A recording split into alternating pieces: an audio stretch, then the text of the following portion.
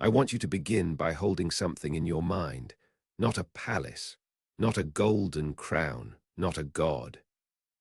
A small lump of clay, about the size of the palm of your hand, grayish, a little rough, baked hard by time, and pressed into its surface are rows of tiny marks, little wedges, as if someone had taken the cut end of a reed and poked it into soft mud again and again in careful lines. If you found this object lying in the dirt, you would almost certainly step over it. It looks like a broken piece of pottery. It looks like nothing. But that lump of clay is one of the most extraordinary objects ever made by a human being, because those little wedge-shaped marks are writing, and not just any writing. They are among the oldest written words on planet Earth, older than the Bible, older than Homer, older than the Great Wall of China, older than the Roman Forum, older than the Buddha, older even than most of the pyramids of Egypt as we picture them. And do you know what this particular tablet says? It is not a poem, it is not a prayer, it is not the boast of a king. It is an accounting record. It tracks a quantity of barley over a period of 37 months. And it is signed, if signed is the right word, with a single name. The name reads, as best we can tell, Kushim. We do not know if Kushim was a man or a woman. We do not know if Kushim was a person at all, or perhaps the title of an office, like saying the treasurer. But if Kushim was a person, and many scholars think so, then you have just met, across more than 5,000 years of silence, possibly the oldest individual human being whose name we still know. Not a pharaoh, not a conqueror, not a hero. An accountant, a keeper of the barley. I find that almost unbearably moving, and I want you to sit with why.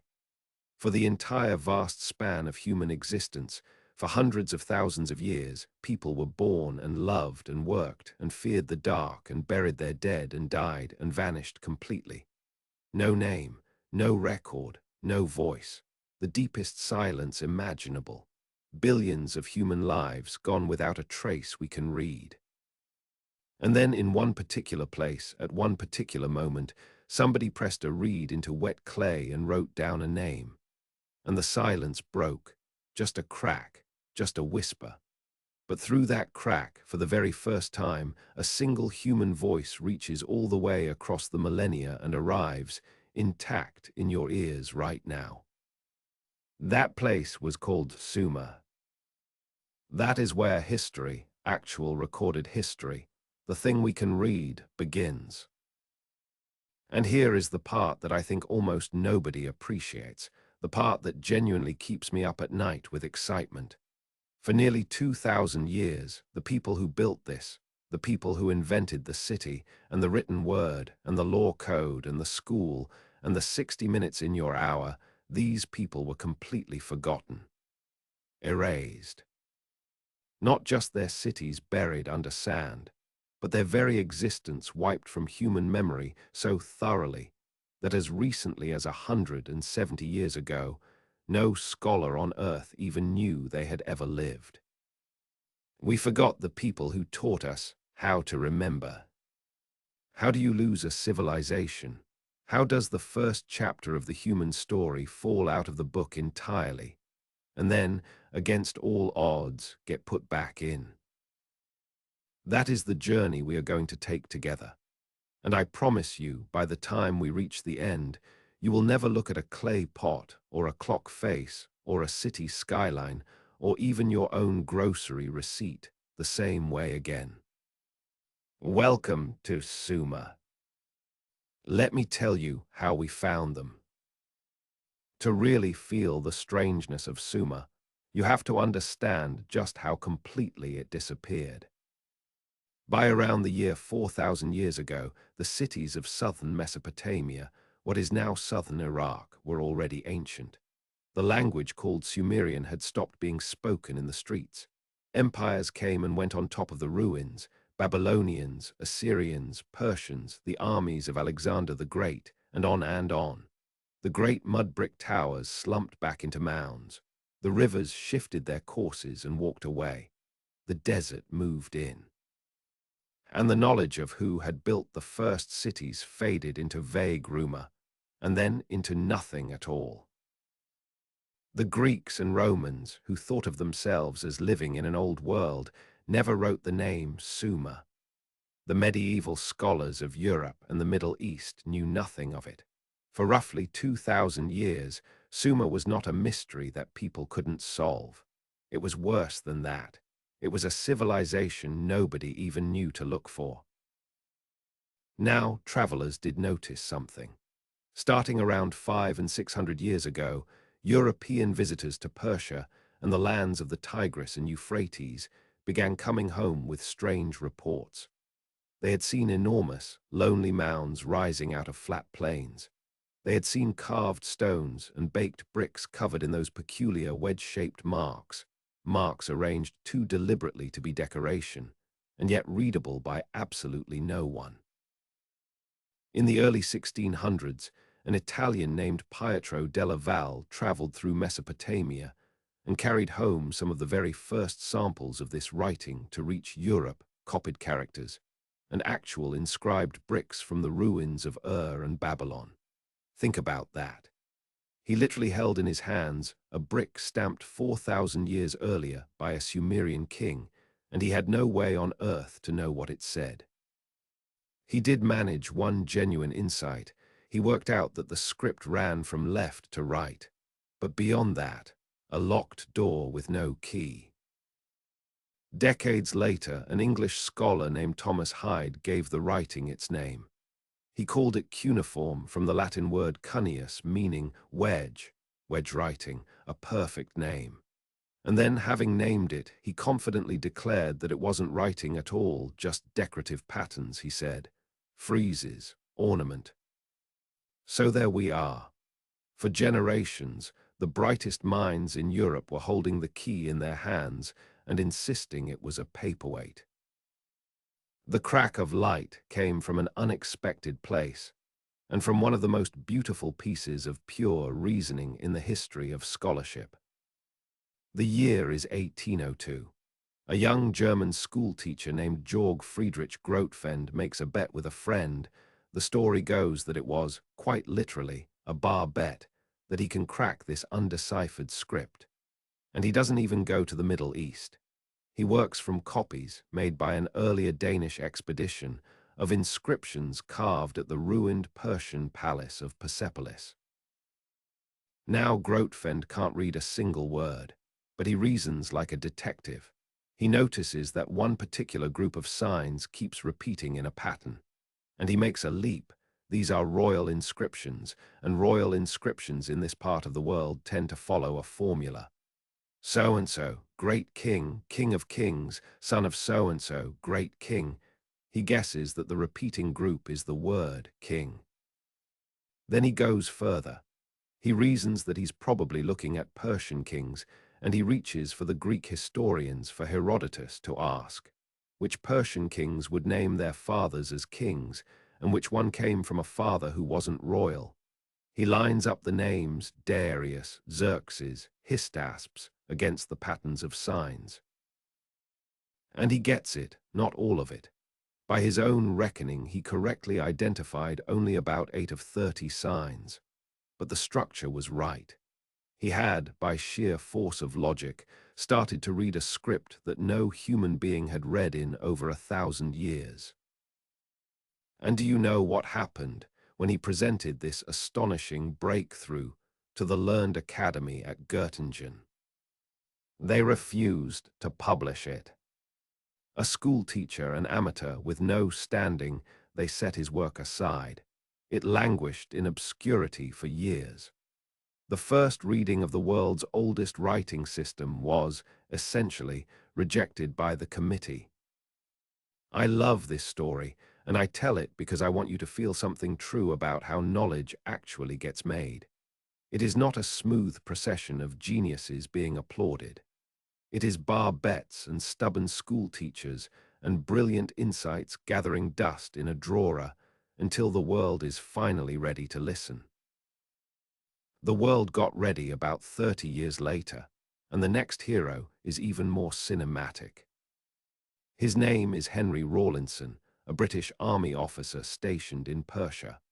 And carved high on a cliff face at a place called Behistun, there is an enormous inscription. It was commissioned around 2,500 years ago by the Persian king Darius I, and it has one magnificent, crucial feature. It says the same thing 3 times in 3 different languages and scripts. One of them is Old Persian, the language Grotefend had cracked open. And the others include the older Mesopotamian script we now call Babylonian. The same text, in a known language and an unknown one. This is exactly what the Rosetta Stone was for Egyptian hieroglyphs. It is a key. There is just one problem. The inscription is carved into a sheer rock face, roughly 100 meters over 300 feet above the ground. So Rawlinson does what apparently seems perfectly reasonable to a Victorian army officer. He climbs it. He dangles on ropes and ladders against a vertical cliff, copying ancient signs by hand, inch by inch, for years. There are stretches he can only reach with the help of a local boy who free climbs across the rock face to take impressions of the most inaccessible sections. It is genuinely one of the great adventure stories of scholarship. A man hanging off a mountain to copy a message left by a dead king in order to bring an entire lost world back to life. And it worked. Rawlinson, along with an Irish scholar named Edward Hincks and others, slowly, painstakingly, cracked the Mesopotamian script. By the 1850s, they could read hundreds of signs. But the scholarly world was nervous. This was such an outrageous claim that these dead languages could really be read, that people suspected the decipherers were fooling themselves, just projecting meaning onto random marks. So in 1857, they ran a test, a beautiful, clean test. A freshly discovered inscription was sent sealed to 4 different experts: Rawlinson, Hincks, a French-German scholar named Jules Oppert, and an Englishman named William Henry Fox Talbot. Each of them, working completely alone, with no contact with the others, was asked to translate it. The 4 sealed translations were opened in front of a jury. And they matched. In all the essential points, 4 people who had never compared notes had independently read the same message out of the same ancient marks. That was the moment. That is when Mesopotamia stopped being a rumor and became history. The door was open. The dead could speak again. And then, 12 years later, in 1869, a scholar named Jules Oppert stood up, and for the first time in the modern world, used a word he had reconstructed from the tablets themselves. The name of the oldest, deepest, most mysterious layer of this whole civilization. The people who had come before even the Babylonians and the Assyrians. He called them the Sumerians. The name had been asleep for over 2,000 years, and now it was awake.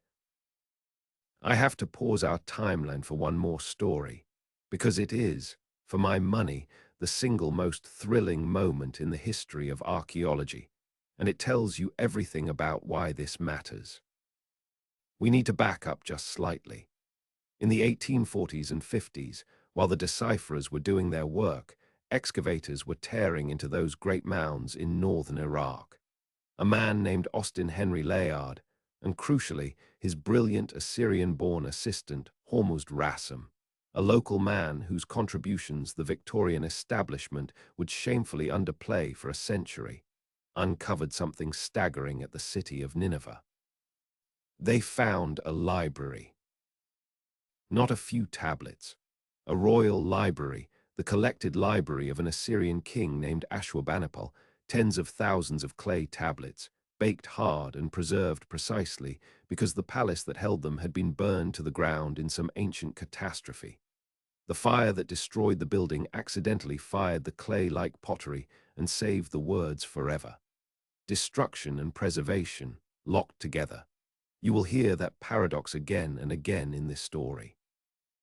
These tens of thousands of tablets were shipped to the British Museum in London, and there they sat, in crates, a mountain of broken clay, waiting for someone to read them.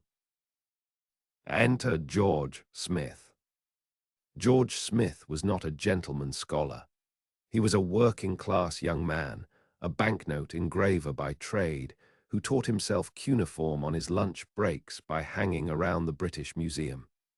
He was so obviously, naturally gifted at reading these tablets that the museum eventually hired him just to sort and piece together the fragments. And one day in 1872, George Smith is at his table, working through fragments from that burned library at Nineveh, and he begins to read a tablet that is part of a long poem.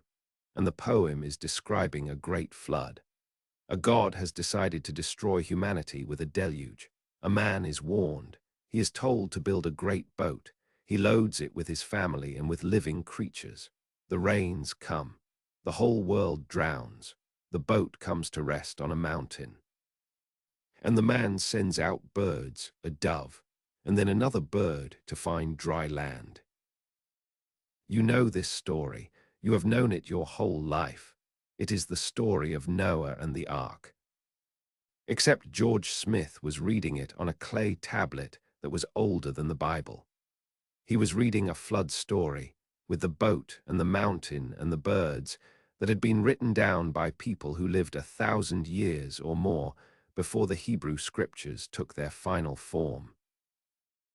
According to the colleague who was there, George Smith, this reserved, self-taught Victorian engraver, read those lines, jumped up from his table, and in a state of total excitement began to undress himself, tearing at his clothes, running around the room. He had just realized that the Bible's most famous story had ancestors, that the human imagination had been telling this tale for far, far longer than anyone in his world believed. It caused a sensation. Newspapers ran the story across continents.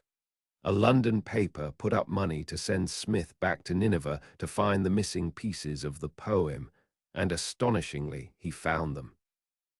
George Smith died young, only 36, of a fever on one of those expeditions in the field, chasing more of the story.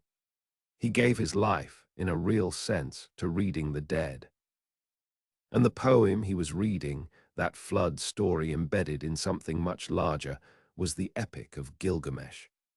We are going to come back to Gilgamesh in a big way later, because it may be the most powerful piece of literature ever to survive from the ancient world, and it is, at its heart, about the one thing every single one of us has to face. But for now, I just want you to hold the feeling of that moment.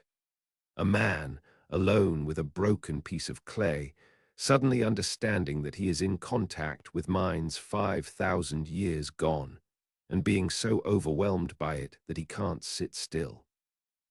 That is the feeling I want this whole journey to give you, that electric jolt of contact across deep time.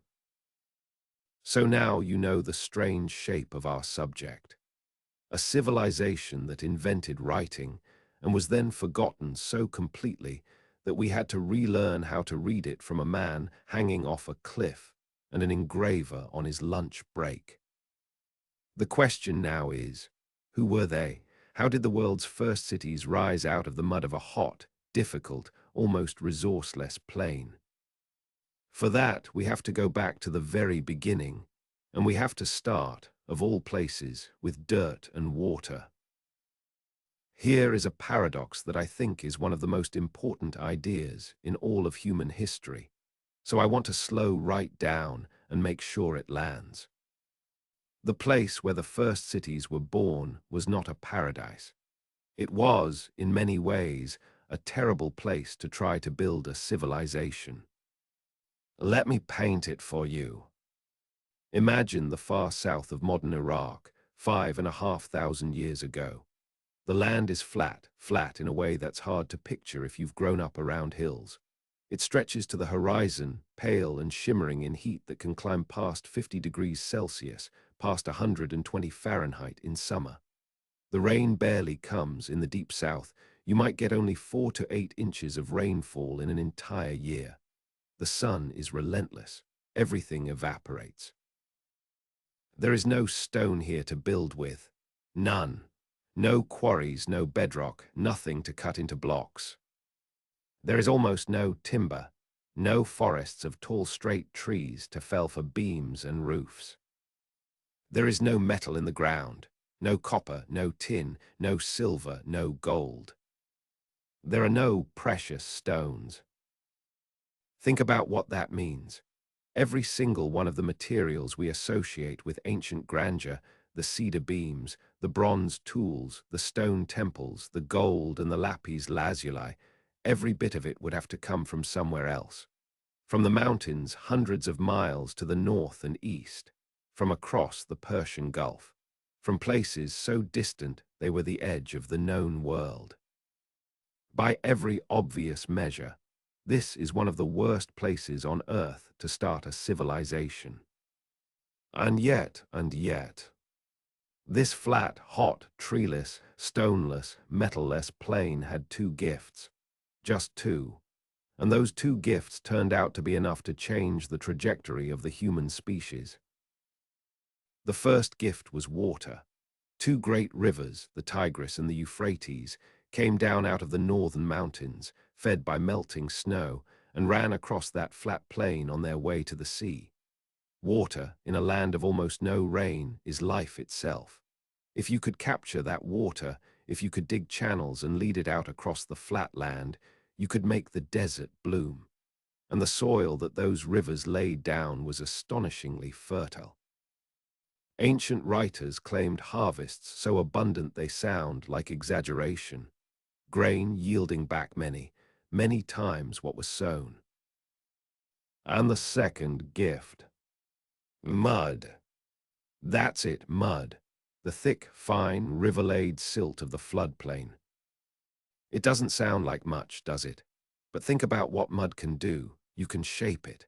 You can press it into a mold, leave it in that ferocious sun, and in a day or two you have a brick, hard, durable, free, and infinitely repeatable. You don't need a quarry. You don't need to haul stone for miles. The ground beneath your feet is your building material, and there is no end to it. And growing in the marshes and along the riverbanks was the third thing, not quite a gift, more like a tool lying ready: reeds. Tall river reeds which you could cut and bundle and weave. You could make baskets from them and mats and fences and, astonishingly, entire houses, huge arched reed halls that the marsh peoples of southern Iraq were still building in almost exactly the same way until our own lifetimes. And you could cut a reed and trim its end to a point and press it into wet clay and write.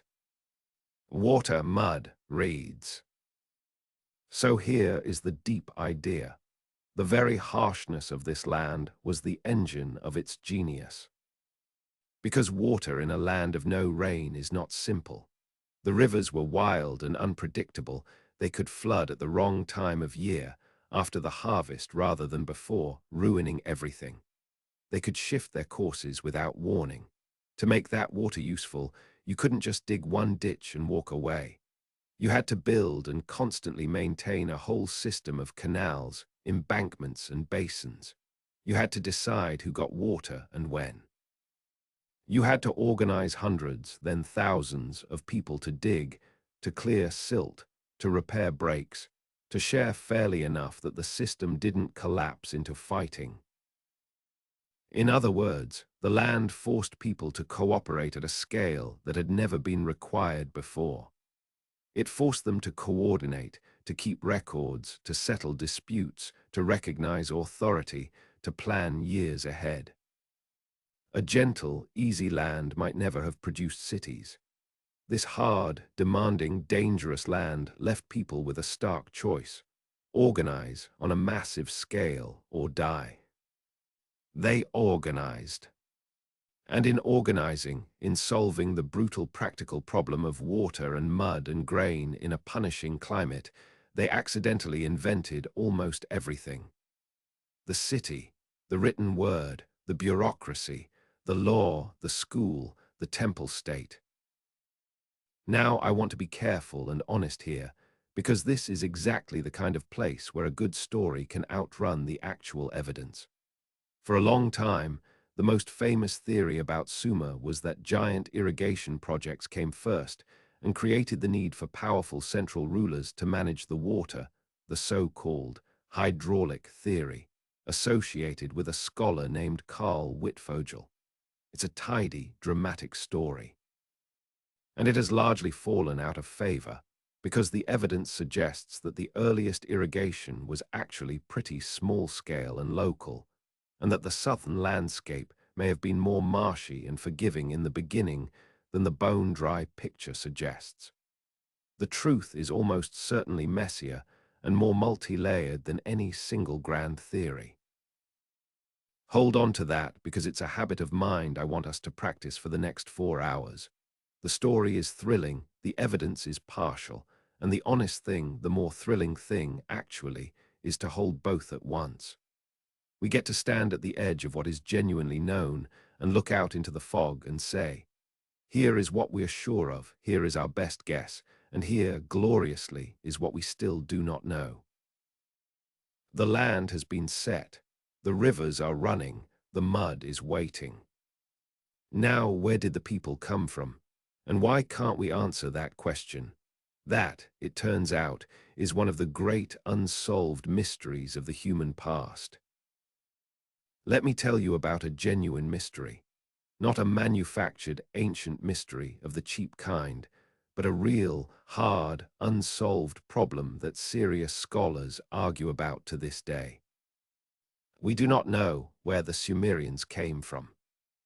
And the heart of that mystery is their language. Every language you have ever heard of belongs to a family. English is part of a huge family called Indo-European, its cousins with German and Hindi and Russian and Greek and Persian and Spanish, all descended from some common ancestor tongue spoken thousands of years ago. Arabic and Hebrew belong to another great family, the Semitic languages. Chinese, Japanese, the languages of Africa and the Americas and the Pacific, they cluster into families and branches, like an enormous family tree of human speech. Sumerian belongs to no family at all. Scholars call it a language isolate. It has no known relatives, none. It is not related to the Semitic languages of its neighbors. It is not Indo-European. It is not connected, despite many, many attempts, to Turkish or to the languages of India or to Basque or to any other tongue living or dead. People have tried for over a century to find Sumerians' cousins, and every single attempt has failed. Imagine finding a single tree standing alone in a field, and you can tell it's old, older than any other tree around, but it belongs to no species you've ever seen, and there are no others like it anywhere on Earth, and there are no seeds, no saplings, no fallen ancestors. Just this one tree standing by itself out of nowhere. That is Sumerian. So what does that tell us? Be careful here, because this is exactly the kind of fact that gets twisted into nonsense. A language isolate does not mean the Sumerians came from outer space, or from a sunken super-civilization, or anything of the sort. I want to be very clear about that, because you will absolutely run into people who use the mystery of Sumerian origins to sell you fantasy. What a language isolate actually means is much quieter and much sadder and much more interesting. It means that whatever relatives Sumerian once had are simply gone, lost. Languages die all the time, and when they die without being written down, they vanish without a trace. Whole branches of the human family tree of speech have been snapped off and burned. Sumerians' relatives, the other languages descended from whatever its ancestor was, almost certainly existed once. We just have no record of any of them. They died in the dark before writing and took the family resemblance with them. So where did the Sumerians and their strange language come from? Here, honestly, scholars offer competing ideas, and none has won.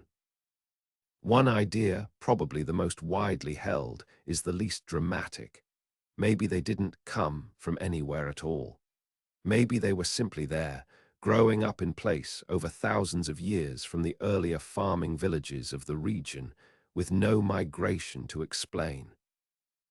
The archaeology shows a remarkably smooth, unbroken development from the early village cultures right up into the great Sumerian cities. The same temple sites rebuilt over and over on the same spots, the same pottery traditions slowly evolving, no sign of an invasion or a sudden replacement of one people by another. On this view, the Sumerians are the children of the land itself. A wrinkle in that, which many scholars accept, is that the Sumerian language is sprinkled with words that don't look Sumerian, the names of some rivers, some cities, some crafts and tools. Words that seem to have been borrowed from some earlier people who were already living on the plain when Sumerian speakers arrived or emerged.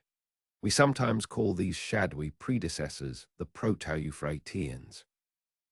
We know them only as a faint accent inside someone else's language, a few stubborn words that survived from a people who left no other trace. And then there's a wilder, more haunting possibility that I can't resist sharing, clearly labeled as a minority hypothesis, not established fact. Some researchers have pointed out that during the last ice age, the floor of what is now the Persian Gulf was dry land, a vast green valley, watered by the Tigris and Euphrates and other rivers, a place that may have been a lush refuge for human beings for tens of thousands of years. And then, as the ice age ended and the seas rose, that whole valley was slowly, inexorably drowned beneath the rising gulf. The hypothesis, and it is only that, is that perhaps the ancestors of the Sumerians were pushed north out of that drowning homeland, carrying their isolated language with them, while their relatives and their old world disappeared forever under the water. If that were true, it would explain the Great Silence. The cousins of Sumerian aren't lost in the abstract. They're at the bottom of the sea. I want to be completely straight with you. That last idea is unproven and probably untestable, because if there ever were sites, they're now under 100 meters of seawater. I share it not because we should believe it, but because it captures something real about how it feels to study these people. They arrive in our story already speaking a language with no parents and no siblings. They walk onto the stage of history fully formed, building, counting, worshipping, organizing. And when we try to peer behind them into where they came from, we hit a wall of deep time and rising water. What we can say for certain is this. By around 5,000 years ago in the south of Mesopotamia, there were people who called their own land something like Kai-Enger, a word often translated, roughly, as the land of the noble lords, or the native land. They did not call themselves Sumerians, that's a later word borrowed from their neighbors, but they knew they were a people. They had gods and cities and a way of life, and they were about to do something no humans had ever done before. One more thing you need to carry forward, because it corrects a misconception almost everyone has. Sumer was never a sealed, pure, single ethnicity world. From very early on, the Sumerians lived side by side with people who spoke a completely different language, a Semitic language called Akkadian, related to later Hebrew and Arabic. The two peoples and the two languages were braided together for the whole of Mesopotamian history, trading, marrying, borrowing each other's words and gods and inventions. In time, Akkadian would become the everyday spoken language, and Sumerian would slowly retreat into the temples and the schools, surviving as a sacred and scholarly language. A bit like Latin in medieval Europe, for thousands of years after the last child stopped learning it at its mother's knee. So when I say the Sumerians invented the city, or the Sumerians invented writing, please hear it correctly. These were achievements of a whole interconnected human world in southern Mesopotamia, Sumerian speakers and Akkadian speakers together. History is almost never one pure people doing one pure thing. It is always a crowded, mingled, marvelous mess. Now, let's go watch them do the impossible. Let's watch villages become a city. I want to try to give you the feeling of the most important threshold our species has ever crossed. And it happened here, in a city called Uruk. But first, let's build up to it slowly, the way it actually happened, because cities did not appear overnight. Long before the great cities, there were villages. For thousands of years before Sumer's golden age, in a stretch of time archaeologists call the Ubaid period, going back to around 8,000 years ago, people were already living in small settlements on and around the southern plain. They made a distinctive painted pottery, soft, buff-colored clay with dark geometric designs. They built modest houses. And fascinatingly, at a place called Eridu, they built a little shrine, and then rebuilt it on the same spot, slightly bigger, and then rebuilt it again, and again, and again, layer on layer, for thousands of years, so that archaeologists digging down through Eridu found something like 16 or more temples stacked one beneath the other, a continuous act of devotion to the same place reaching back into the mists. These Ubaid people were already remarkable. They were sailing the Persian Gulf in reed boats, reaching the shores of Arabia. Their style of pottery and culture spread across an enormous area, but they were still, essentially, a world of villages and towns. Bigger and smaller, richer and poorer, but villages. And then, somewhere around 5,500 years ago, something changed. Something broke open. At Uruk in the south, a settlement began to grow at a rate and to a size that had no precedent anywhere on Earth. It swelled until it covered something like 250 hectares. Let me make that real for you. That's roughly 2.5 square kilometers of dense, packed, continuous urban settlement. The population estimates vary, but we're talking on the order of tens of thousands of people. Perhaps 40,000, perhaps 50,000, with many more in the surrounding countryside that fed it. Now you might be thinking, 50,000 people, that's a medium-sized town today, what's the big deal? The big deal is this. For the entire previous history of the human species, for hundreds of thousands of years, human beings had lived in groups where, more or less, you knew everyone. Your band, your village, your few hundred faces. The whole architecture of the human mind, human emotion, human social life was built for a world of people you recognized. Uruk shattered that. In Uruk, for the first time, a human being could walk down a street and pass a stranger, and then another stranger, and another, people whose names you would never know, people whose families you'd never meet. Thousands upon thousands of them, packed together, living among each other, depending on each other, and most of them to each other, anonymous. This is the invention of the crowd, the invention of the stranger, and it changes everything about how humans have to live. In a village, if there's a dispute, everyone knows both parties and the elders sort it out. In a city of strangers, you need law and courts and written records that don't depend on anyone's memory. In a village, you might trust your neighbor because you've known them your whole life. In a city, you need seals and contracts and ways to verify who owes what to whom when you've never met them. In a village, leadership might just be the respected old families.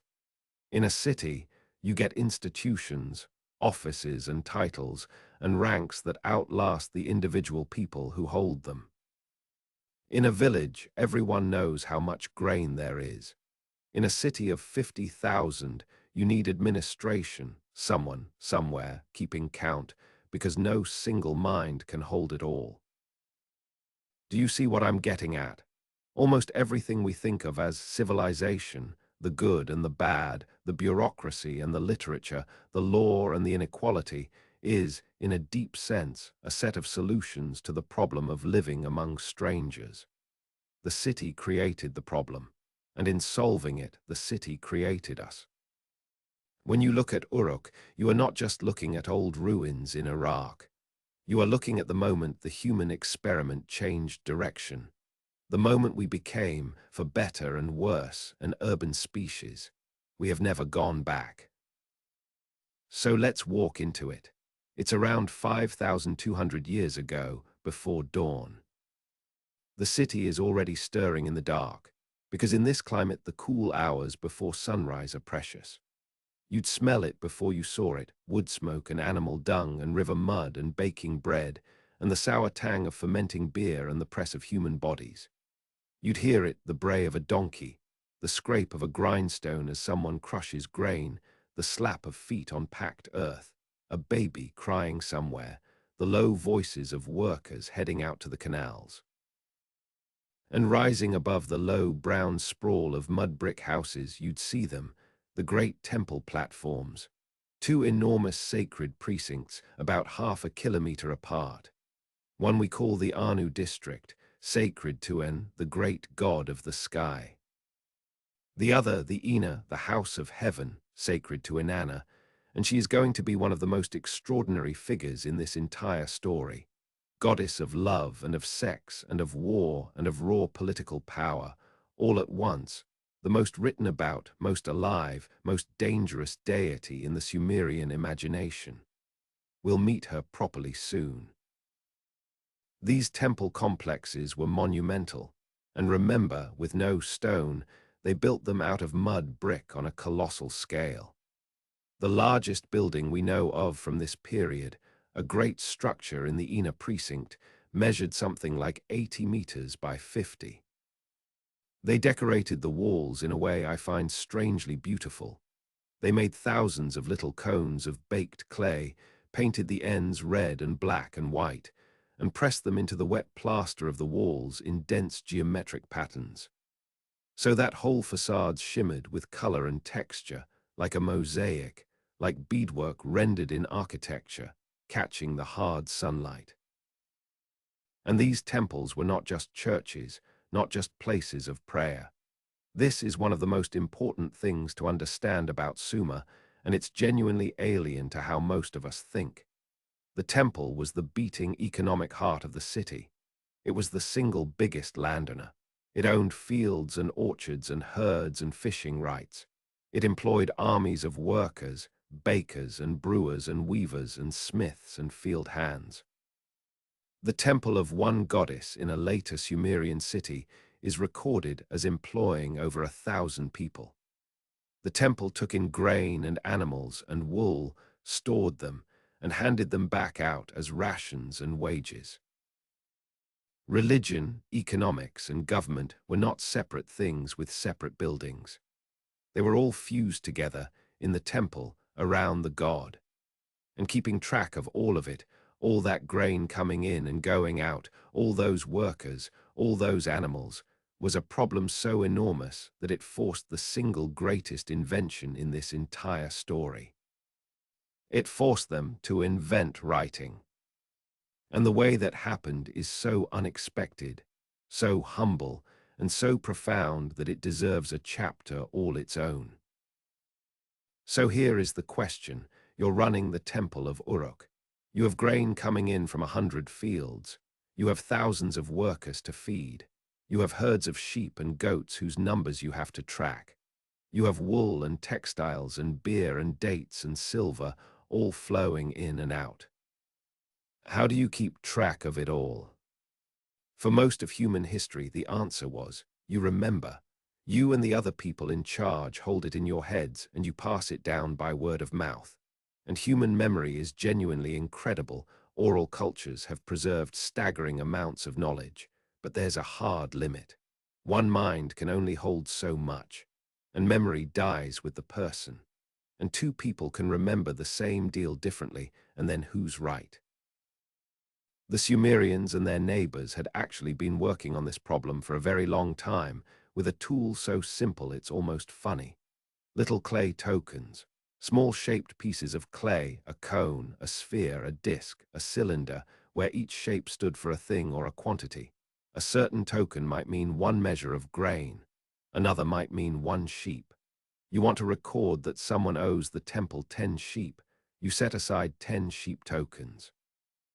People had been using little counters like this for thousands of years. Now here's where it gets clever, and where you can almost watch human beings thinking their way, step by step, toward one of the greatest inventions of all time. Problem: loose tokens can be lost, or added, or stolen. So how do you keep a record honest? Someone had the idea of sealing the tokens inside a hollow ball of clay, an envelope, basically. You put the 10 sheep tokens inside, you seal up the clay ball, and now nobody can tamper with the count. If there's ever a dispute, you crack open the ball and there are your 10 tokens, exactly as agreed. But there's a new problem, isn't there? Once the ball is sealed, you can't see what's inside without destroying it. So, and this is the leap, someone started pressing the tokens into the outside of the wet clay ball before sealing it, leaving an impression, or marking the outside with signs showing what was within, so you could read the contents without breaking it open. And then somebody, somewhere, had the thought that changes the world. If the marks on the outside tell you everything you need to know, why do you need the tokens inside at all? Why not just skip the tokens, skip the ball, just take a flat little tablet of clay and press the signs into it directly? And there it is. That is the birth of writing, not handed down by a god on a mountain, not invented by a poet in a flash of inspiration. It emerged, step by patient practical step, out of the problem of counting sheep and grain, out of accountancy, out of the sheer overwhelming complexity of running a temple economy in the world's first city. Writing was born from numbers. The first texts are not stories, they are not prayers, they are not the words of kings, they are receipts, inventories, lists of how much, of what, owed by whom, the most mundane documents imaginable. And I think that is glorious. I think it's one of the most beautiful facts in all of history, because it tells you that civilization, before it is grand, is practical. Behind every soaring temple there is a granary. Behind every god's feast there is a worker who has to be paid. Behind every monument there is a bookkeeper making sure the numbers add up. The poetry comes later. First comes the barley. Remember Kushim from the very beginning of our journey, the oldest name we may know. Kushim shows up on exactly this kind of tablet, a record of a large quantity of barley over many months. Kushim was, in all likelihood, an administrator at Uruk, a manager. The world's first named human being, as far as we can tell, was middle management. And there's a poetry in that too, isn't there? Not a king, not a warrior. A person doing the quiet, essential, unglamorous work of keeping a complicated thing running. History begins not with a sword, but with a ledger. Now let me tell you what this writing actually looked like, and how it grew, because the development of it is wonderful. At first the signs were little pictures. A simplified drawing of an ox head meant ox, a stalk meant grain, a bowl meant food or ration. Picture writing. But drawing curved pictures into clay is fiddly and slow, and the clay drags and tears. So scribes started using the cut end of a reed, pressed cleanly into the surface, and a pressed reed makes a wedge shape, a little triangle with a tail. Over generations, the curving pictures dissolved into combinations of these wedges. The ox head turned sideways, simplified, abstracted, until it was just a cluster of wedge strokes that no longer looked like an ox at all, but everyone agreed still meant ox. That wedge writing is what we call cuneiform, and it became one of the most successful inventions in human history. It was adapted to write Sumerian, then Akkadian, then a dozen other languages across the ancient Near East. People wrote in cuneiform for over 3,000 years. The very last cuneiform tablet we've found, an astronomical record from Uruk, dates to around the 1st century of the Common Era. 3,000 years of continuous use. For comparison, our own alphabet is younger than that. And here's a detail I love, because it shows you how clever and how layered this writing became. The signs didn't just stand for things. They came to stand for sounds, for syllables, so you could spell out words, including names and abstract ideas you couldn't draw. A single sign might be read several different ways depending on context, and a single sound might be written with several different signs. To handle the confusion, scribes added little silent signs. We call them determinatives that you didn't pronounce, but which told you what category the next word belonged to. There was a sign you put before every divine name to say a god follows. A sign you put before every city name to say a place follows. A sign for wooden things, a sign for stone things. Think about that. Built into the world's first writing system is a kind of tagging, a categorizing of reality, gods here, cities there, this is a tree, this is a stone. The Sumerian scribes weren't just recording the world, they were sorting it, filing it, building in clay the first database. One last thing, and it's a strange and wonderful paradox that runs all through this story. We have a huge amount of this writing. Hundreds of thousands of clay tablets sit in the world's museums today, and the great majority of them have never been fully read or published. There is right now, in museum drawers in London and Philadelphia and Berlin and Baghdad, an ocean of ancient human voices that no living person has yet listened to. And the reason so many tablets survived at all: fire. Clay tablets that were just left to dry are fragile. They crumble, they dissolve back into mud. But when a city was sacked and burned, when an archive went up in flames, the fire baked the tablets like pottery in a kiln and made them nearly indestructible. So over and over again, the catastrophes that destroyed Sumerian cities are the very reason we can read them at all. The worst day in a city's life became the reason its words survived for 5,000 years. Destruction and preservation locked together. I told you that paradox would keep coming back. Now somebody had to write all this. Somebody had to be trained. And the training, it turns out, was brutal. Let me take you to school, the Sumerian school. They called it the Edubba, which translates rather wonderfully as something like the tablet house, the house where the tablets are handed out. And here is one of the gifts of a literate civilization. Because the scribes wrote about everything, they also wrote about themselves. We have texts, copied and recopied by students, that describe what it was actually like to be a schoolboy learning to write in Mesopotamia nearly 4,000 years ago. And reading them is uncanny, because so much of it is achingly familiar, and some of it is shocking. First, who got to go? Mostly boys, and mostly boys from well-off families, the sons of officials, priests, scribes, wealthy households. Education was a privilege, an investment, a path to power. Girls were largely excluded, though not always. We do know of some female scribes, and we'll meet some remarkable literate women later. A father could choose to educate a daughter, but the typical student was a boy starting young, perhaps around 8 years old. Interestingly, archaeology has shown that these schools were often not grand public institutions, but ordinary houses. In one excavated house in the city of Nippur, a building scholars unromantically call House F, they found something like 1,500 fragments of student tablets. It was, in effect, a teacher's home that doubled as a classroom, the floor and walls full of the recycled clay of generations of children's exercises. And what did a child actually do there, day after day? They copied endlessly. That was the heart of it. You'd start with the raw physical craft, learning to hold the reed stylus, learning to press the basic wedge shapes cleanly into the clay. Then you'd graduate to lists. Oh, the lists. This is the part that fascinates me. Sumerian education was built on enormous lists of words, grouped by category that students copied and memorized over and over.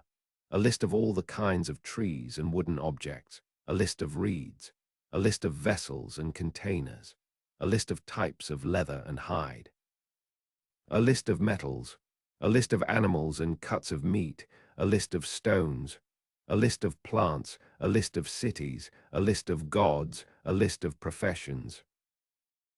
The students were, quite literally, copying out an inventory of their entire world, category by category, the same impulse we just saw built into the writing system itself. To become a scribe was to absorb a complete ordering of reality. By the time you were done, you didn't just know how to write. You carried in your trained memory a kind of map of everything that existed and how it was all classified. Then came numbers and measurements and the formulas of contracts and law. And finally, if you made it that far, you reached literature. You began copying the great hymns and stories and proverbs. The texts we'll be drawing on throughout this whole episode. There was even a roughly standardized reading list. Scholars have reconstructed sets of core texts, a sort of ancient national curriculum that students worked through, including early stories of the hero Gilgamesh. But here's the part that stops you cold. We have a text, students copied it as an exercise, so it's a bit stylized, maybe exaggerated for effect. That describes a single day in the life of a schoolboy. And in this one day, the boy is caned, beaten, struck 7 times. Why? For talking when he shouldn't, for sloppy handwriting, for leaving the school without permission, for standing up at the wrong moment, for not speaking Sumerian when he was supposed to. Blow after blow, from the teacher, from the assistants, from the man in charge of the rules. The text is half comic, in a grim way, and scholars think the beatings are dialed up for the story. But even allowing for that, the picture it gives us of how civilization was passed from one generation to the next is harsh. Discipline through pain. The signs were ancient and difficult and sacred, and you would be made worthy of them by force if necessary. There's another school text, and this one will absolutely break your heart with how modern it is. It's a dialogue between a scribe and his lazy, disrespectful son. The father is exasperated. He's done everything for this boy, paid for his education, and the son won't apply himself, hangs around in the streets, talks back. The father delivers this long, wounded lecture. I never made you do hard physical labor like other men make their sons. I sent you to school. I gave you every advantage, and this is how you repay me. 4,000 years ago, a father, frustrated with his teenager, wishing the kid would take school seriously. I want you to really feel that, because this is the deep magic of what writing did. The scribe who copied that complaint is long dead. The father and the son are dust, if they were even real people and not just characters. The city is a mound in the desert. And yet that small, ordinary, completely human moment, a parent's frustration, a child's indifference, sailed across 4,000 years and landed, perfectly intact, in your heart just now. You understood it instantly. You may have lived it. That is what the scribes gave us, not just king lists and grain receipts. They gave us each other across time. They built the bridge, and then they walked back and forth across it, leaving us their hymns and their jokes and their homework and their complaints. Every one of those scribes was, without knowing it, a link in a chain, reaching back to the teachers who taught them, and forward to us, the strangers 5,000 years downstream, finally reading what they wrote. When you learn to read in any language, you are joining a chain that started in the tablet houses of Sumer. Now let's go meet the beings that all of this, the city, the writing, the schools, ultimately revolved around. Let's go meet the gods. To step into the Sumerian world, you have to take off a pair of glasses you didn't know you were wearing. We tend to keep things in separate boxes. Religion in one box, government in another, economics in a third, daily life in a fourth. The Sumerians did not live like that. For them, all of it was one single fabric, and the threads that held it together were the gods. And these were not gentle, abstract, faraway gods. These were enormous, vivid, temperamental, powerful persons. They had bodies. They had homes. They got hungry. They had moods and rivalries and favorites. They could love a city and protect it, and they could grow angry or simply bored and walk away from it, leaving it to be destroyed. That last idea is going to matter enormously by the end of our story, so hold on to it. Let me introduce you to the great ones, because they have personalities, and once you know them, the whole world lights up. At the top, in a sense, was and sometimes Anu, the sky god. His name simply means heaven. He was the most senior, the ancestor of the gods, vast and remote. But precisely because he was so lofty, he didn't tend to do much. He delegated. The god who actually ran things, who held real executive power, was Enlil, lord of wind and air and storm. Enlil was the chief of the divine assembly. His great temple stood at the city of Nippur, which became a kind of religious capital for all of Sumer, a sacred center that no single king fully owned. Enlil held what was called the Tablet of Destinies, and it was Enlil who decided which king would rule, which city would rise, which would fall. When Enlil frowned, empires trembled. Then there's my personal favorite, Enki, later called E, the god of fresh water, of wisdom, of magic and craft and cleverness. Enki lived in the Abzu, the deep freshwater ocean believed to lie beneath the earth, and his city was Eridu, that most ancient of cities. Enki is the trickster genius of the pantheon, the problem solver, the one who loves humanity and again saves us when the other gods want us gone. If the Sumerian gods were a family, and they were, Enki is the brilliant, mischievous uncle who bends the rules to help you out. And then there is Inanna. Later, the Akkadians called her Ishtar, and she is unlike anything in most modern religion.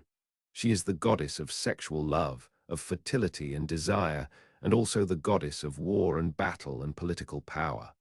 Love and war in one furious, magnificent figure. She is associated with the planet Venus, the bright star of both morning and evening. She has more surviving myths than any other Sumerian deity, and in those myths she is ambitious, passionate, proud, dangerous, a goddess who descends into the underworld itself and comes back. One scholar described her beautifully as violent and lusting after power. She was the patron of Uruk, that first great city. We will come back to her. She is irresistible. There were many more, Nanna the moon god, who watched over Ur. His son Utu the sun god, who was also the god of justice, because the sun sees everything. Ninhursag the great mother goddess, and Ereshkigal, dread queen of the dead. Each major city had its own divine patron, its own special relationship with one of these beings. Now here is the thing I really want you to understand, because it's so strange and so powerful. The statue of the god in the heart of the temple was not understood to be a symbol of the god. It was not a representation, a stand-in, a reminder. It was understood, quite literally, to be the god, or to be the living body the god inhabited. The divine presence was in there. There was even a ritual to bring a new statue to life, to open its mouth, so the god could eat, and open its eyes, so the god could see. Until that ritual was performed, it was just a beautiful object of wood and gold. After it, it was a living deity. And if the god was living in there, then the god had needs. And meeting those needs was the entire daily business of the temple.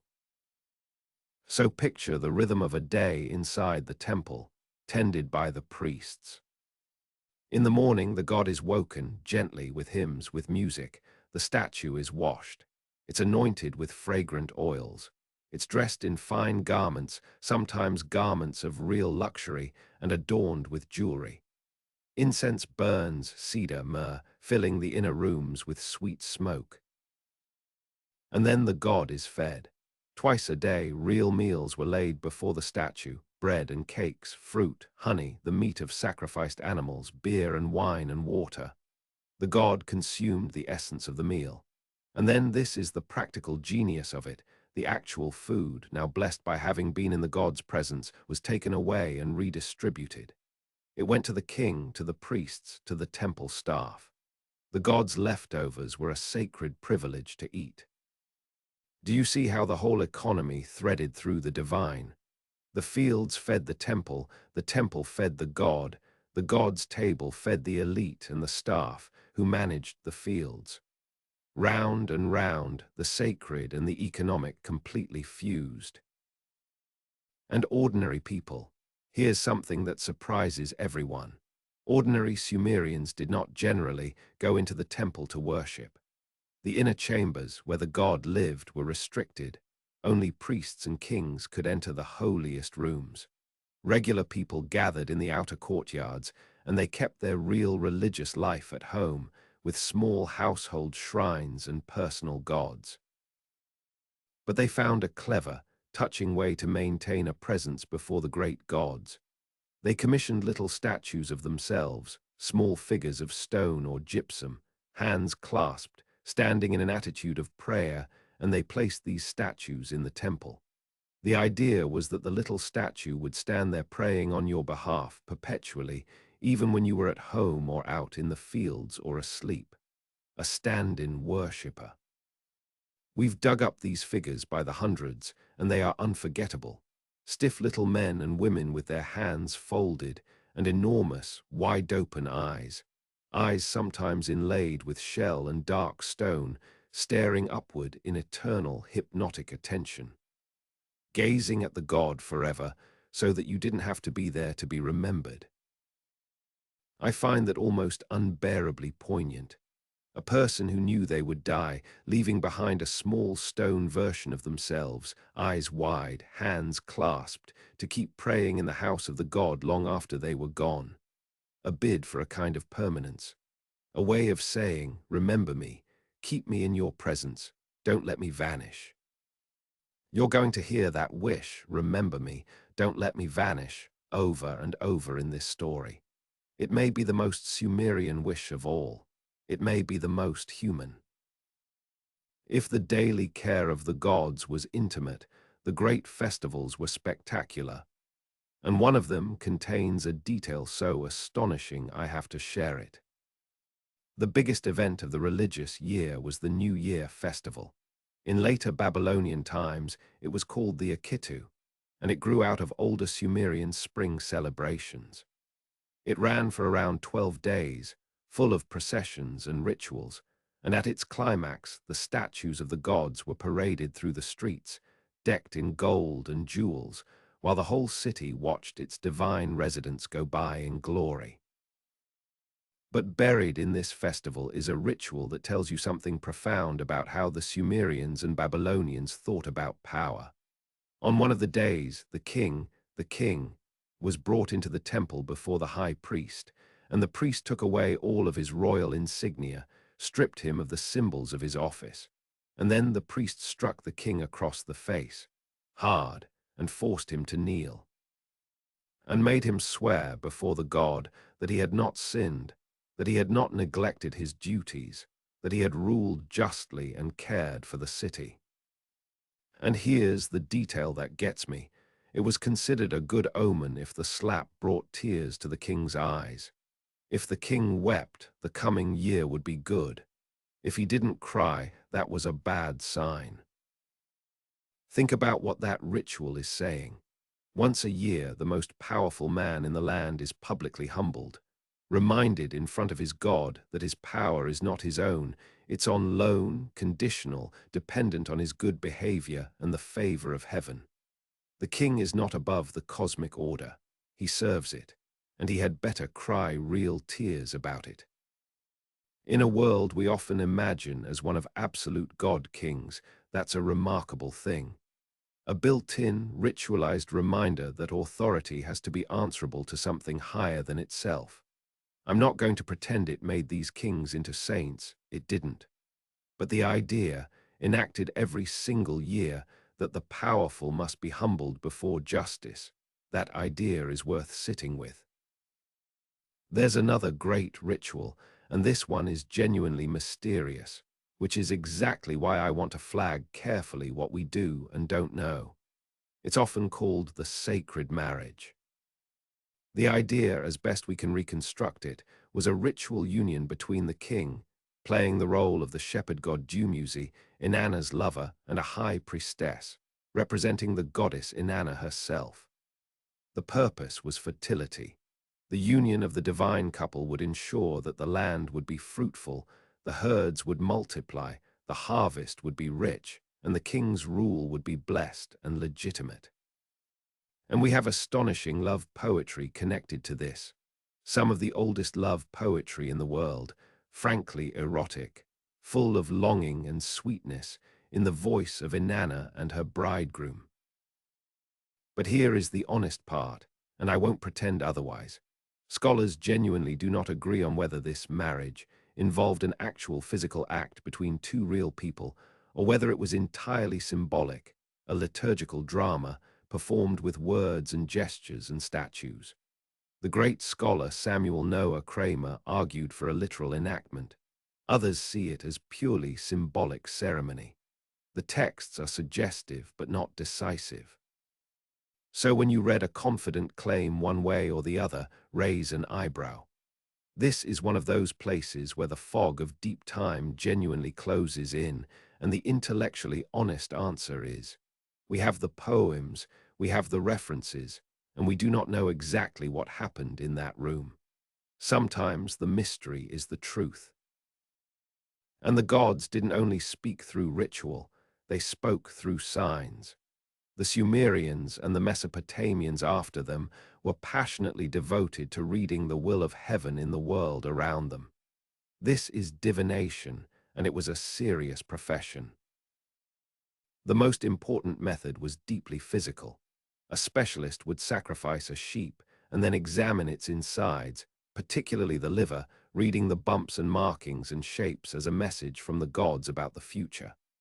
We've even found clay models of livers, marked up with notes, used to train apprentice diviners. They were experts in dreams.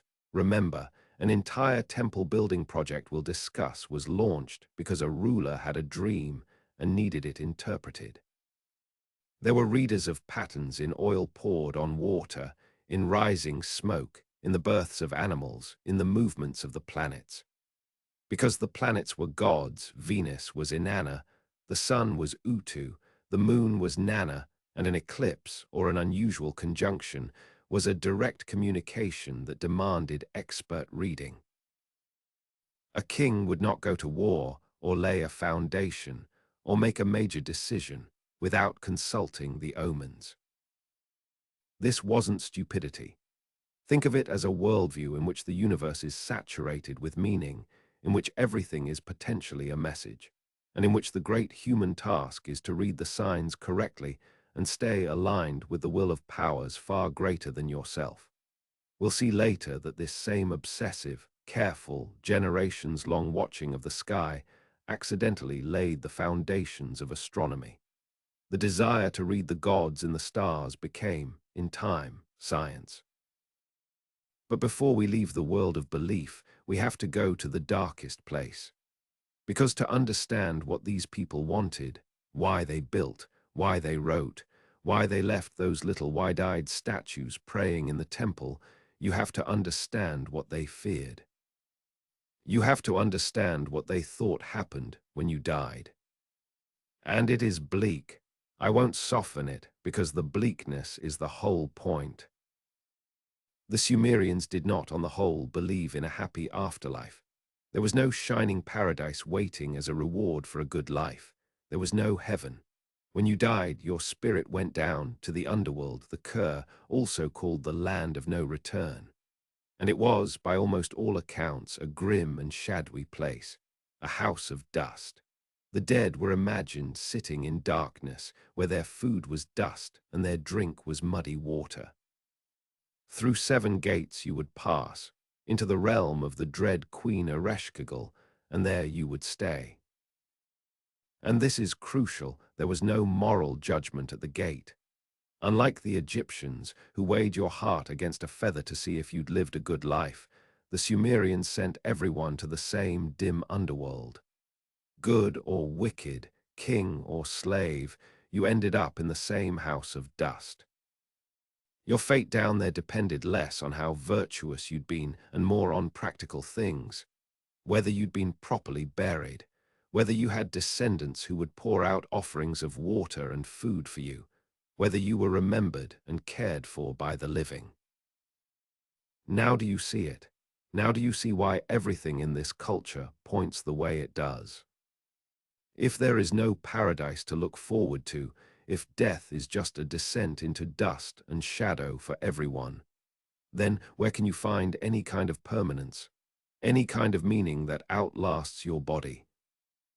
Only here, only in this world, in what you build, in what you make, in the children who will pour water for your spirit, in the name you leave behind. That is why a king inscribes his name on every brick of a temple. That is why people commission statues to pray for them forever. That is why the scribes labor to write things down. That is why, as we will see, the greatest hero of their literature goes on a desperate, doomed quest to escape death itself. When the grave offers only dust, memory becomes the only immortality there is. And a civilization that believes that will pour everything it has into building and naming and writing and remembering, into leaving a mark that says I was here loudly enough that it can still be heard across 5,000 years. You are hearing it right now. So they built, and they wrote, and they remembered. Let's go down into the daily texture of their lives, the bread and the beer, the houses and the streets, the work and the play. Let's spend an ordinary day in a Sumerian city. We've spent a lot of time with kings and gods and grand inventions, but I want to come down now to street level, to the actual texture of an ordinary life, because honestly, this is my favorite part. The kings are interesting, but the people, the ones who never made a monument, whose names we'll almost never know, the people are where my heart is. So let's wake up in a Sumerian house. It's a courtyard house, and once you understand it, you'll recognize it as the ancestor of a style of home still built in Iraq and across the Middle East today. From the street, it's almost blank, a plain mud brick wall, whitewashed against the heat with a single doorway. And that doorway doesn't open straight into the home. It turns so that a passerby in the street can't see in. The Sumerian house turns its back on the public world and faces inward, around a central open courtyard. All the rooms for sleeping, for cooking, for storage, for work, open onto that private interior court, open to the sky. Privacy in the world's first crowded cities was something you had to design for, and they did. The walls are thick mud brick, which is a wonderful material in that climate. It soaks up the day's heat slowly and releases it at night, keeping the inside cooler by day and warmer in the cold desert nights. The roof is flat, made of reeds and mud over wooden beams, and on hot nights the family climbs up to sleep on the roof under the stars. Inside, light is dim, small windows high up, with wooden grills and little oil lamps burning sesame oil. In the wealthier homes, astonishingly, there were bathrooms with drains, tiled floors, channels carrying waste away into clay pipes and out to the river. Indoor plumbing 4,500 years ago. The household wakes before the worst of the heat. A woman, and in most homes, the daily work of feeding the family fell to women, begins preparing food. And let me tell you what was on the menu, because the Sumerian diet is more varied and more appealing than you might expect. The foundation of everything was barley. Barley bread, barley porridge, and most beloved of all, barley beer. But around that core there was real variety, dates, which were the great sweetener, growing in the date palm groves, onions and garlic and leeks, cucumbers and lettuce, lentils and chickpeas, apples and figs and pomegranates, Fish from the rivers and canals and marshes, fresh and dried and salted. The meat of sheep and goats and pigs, ducks and geese and their eggs, sesame oil for cooking. They even, according to the texts, ate locusts as a snack. It was, by ancient standards, a rich and varied table, the gift of that fertile, irrigated soil. But let's talk about the beer, because the beer is genuinely important. It's not a footnote, it's central to the whole society. Sumerian beer was not like our beer. It was thick, almost a liquid bread, cloudy, full of floating bits of grain and sediment. People drank it through straws, sometimes long straws of reed or precious metal, dipped down past the floating solids to the cleaner liquid beneath. You see this on their art, people seated around a great communal jar, each with a straw, drinking together. And beer was for everyone, men, women, even children drank a mild version. It was food as much as drink, a major source of daily calories, and probably safer than a lot of the available water. It was so important that they had a goddess of beer, Ninkasi, and one of the loveliest texts to survive is a hymn to her that is, when you read it closely, actually a recipe.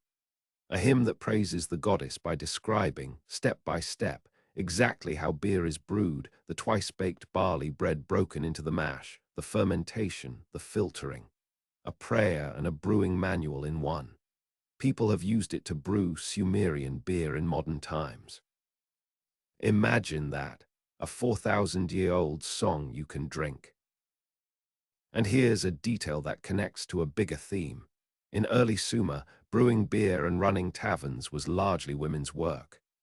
The brewer was typically a woman. The tavern keeper was typically a woman. We'll see in a moment that this thread, women's real economic roles, runs deep and shows up in surprising places, including a legend about a tavern keeper who became a king. Now step out of the house into the street and brace yourself, because it's a lot. The streets are narrow, twisting, unpaved. They are not clean in any sense we'd recognize. Animals are driven through them. Waste is a constant management problem, and the smell is part of the city. It's loud. A donkey is braying and refusing to move while its owner curses. A potter swears at a cracked vessel. A vendor calls out his wares. Children dart between legs. Somewhere a baby cries, somewhere someone is singing. And as you watch the crowd flow past, you see the whole social order walking by in human form. Because this was not an equal society, no ancient city was. There were the great families, royalty, nobility, high priests and priestesses at the top. Below them, well-off free citizens, merchants, successful officials, skilled professionals, the people who owned property and sealed contracts and lent silver. Below them, the broad mass of ordinary free people, laborers and farmers and craftspeople, many of them living close to the edge, for whom one bad harvest could mean disaster. And at the bottom, the enslaved. I'm not going to skip past slavery, because honesty matters more than comfort.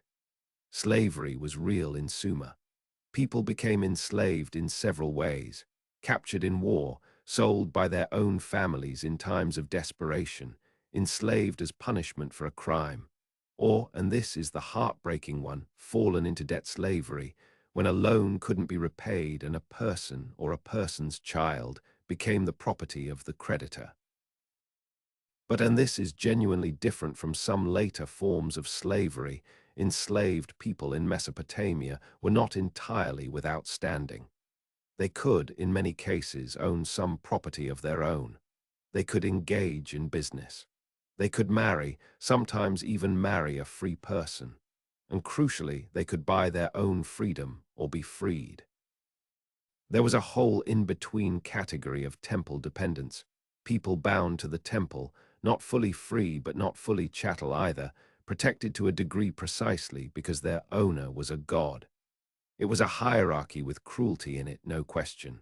But it was also more fluid, with more paths in and out, than the rigid race-based slavery of much later history. The truth, as usual, resists our simple categories. And the children, let's end the day's tour with the children, because this is the detail that always undoes me. We have found their toys. Across Sumerian sites, archaeologists have dug up little terracotta rattles, tiny clay figurines of animals, model boats and model chariots sized for small hands, dolls, miniature furniture, and tools for games we recognize instantly: balls, hoops, what may be jump ropes, slingshots, little bows and arrows. There's a magnificent board game found in the tombs of Ur, the royal game of Ur, a racing game played with dice on a beautiful inlaid board, and we've actually recovered the rules from a later tablet, so we know how to play it. People still play it today. Children played. Of course they did. In the world's first cities, between the canals and the temples and the ledgers, kids ran around with toy animals and rolled hoops and begged for one more game before bed. I have to tell you the hard truth alongside the sweet one, because it's the reality these families lived with. Child mortality was almost unimaginably high by our standards. Quite possibly a third to a half of children died before the age of 5. Which is why the homes were full of protective amulets and incantations against the demons, like the dreaded Lamashtu, believed to prey on infants and mothers in childbirth. Every one of those little toys belonged to a child whose parents loved them desperately and feared, with very good reason, to lose them. The toys and the amulets side by side. Joy and terror in the same house. That's not ancient, that's just human. And it's why, when I look at a 4,000-year-old clay rattle in a museum case, I don't see an artifact. I see a parent shaking it to make a baby laugh in a city that has been dust for 40 centuries. Now I keep promising you remarkable people. Let me make good on it. Let me tell you about the women of Sumer. Let me start with a piece of honesty, because everything else in this chapter depends on it. Sumer was a patriarchal society. Power, by and large, was held by men, kings, generals, most officials, the heads of households. Women's lives were shaped and limited by laws and customs that most of us today would find deeply unequal. And the evidence suggests that women's freedoms, broadly speaking, narrowed over the centuries we're discussing, not widened. I'm not going to dress that up. And yet, within that real and serious constraint, the lives of Sumerian women are far richer, far more varied, and far more surprising than the flat word patriarchy might suggest. There are women in this story who owned property and ran businesses, women who held vast religious authority, women who wrote literature that survives to this day, and at least one woman who, by legend, became king. So let me hold both truths at once, the constraint and the surprise, and introduce you to some of them. Start with the everyday. In the earliest periods, the centuries before the great empires, upper-class Sumerian women seem to have had a striking degree of legal capacity. A woman could own property in her own name, land, houses, orchards, even slaves. She could buy and sell. She could lend money at interest. She could run a business. She could enter into contracts and appear in court as a witness, a plaintiff, or a defendant.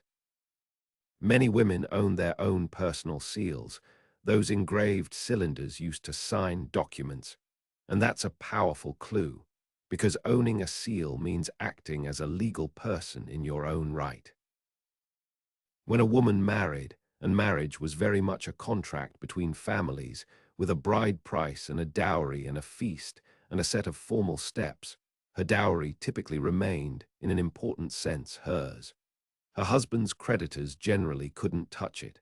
A widow could manage the family estate. Some widows specifically chose not to remarry precisely so they could keep control of their property. One scholar has gone so far as to suggest that upper-class women in early Sumer may have enjoyed more legal independence than women would in, say, classical Athens, 2,000 years later. Progress, it turns out, is not a straight line. Sometimes the deep past was freer than the world that followed. The economic backbone of women's labor was textiles. This was the great female industry of Mesopotamia, and it was enormous. The state-run weaving workshops employed women by the thousands. At one city, records mention something like 6,000 women weaving. At another, 13,000. This was one of the largest organized industrial workforces anywhere in the world before the Industrial Revolution, and it was overwhelmingly female. Now, and here's the constraint again, these women were paid in rations, and they typically received around half what men received for comparable work. So, real, essential, economy-driving labor performed by women and systematically undervalued. Some things, depressingly, are very old. But now let me give you the individuals, because the individuals are extraordinary. First, a tantalizing mystery, who we'll meet fully in the next chapter, a woman named Puabi. We know her mainly from her tomb, one of the richest, most spectacular burials ever found in Mesopotamia, which we're about to descend into.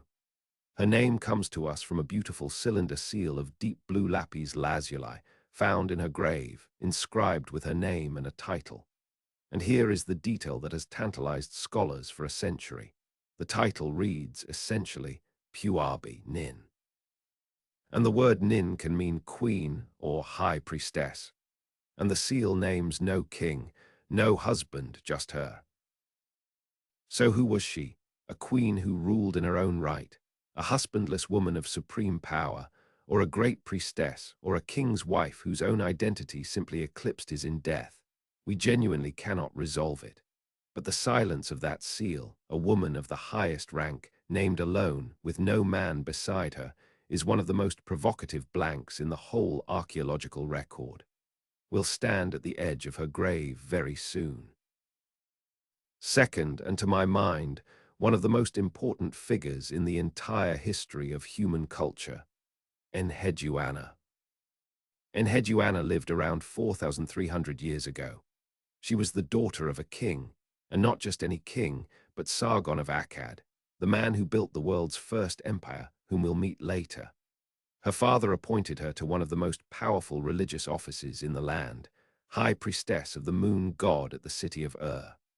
This was a brilliant political move, placing his own daughter at the sacred heart of conquered Sumer, binding the new empire to the old religion.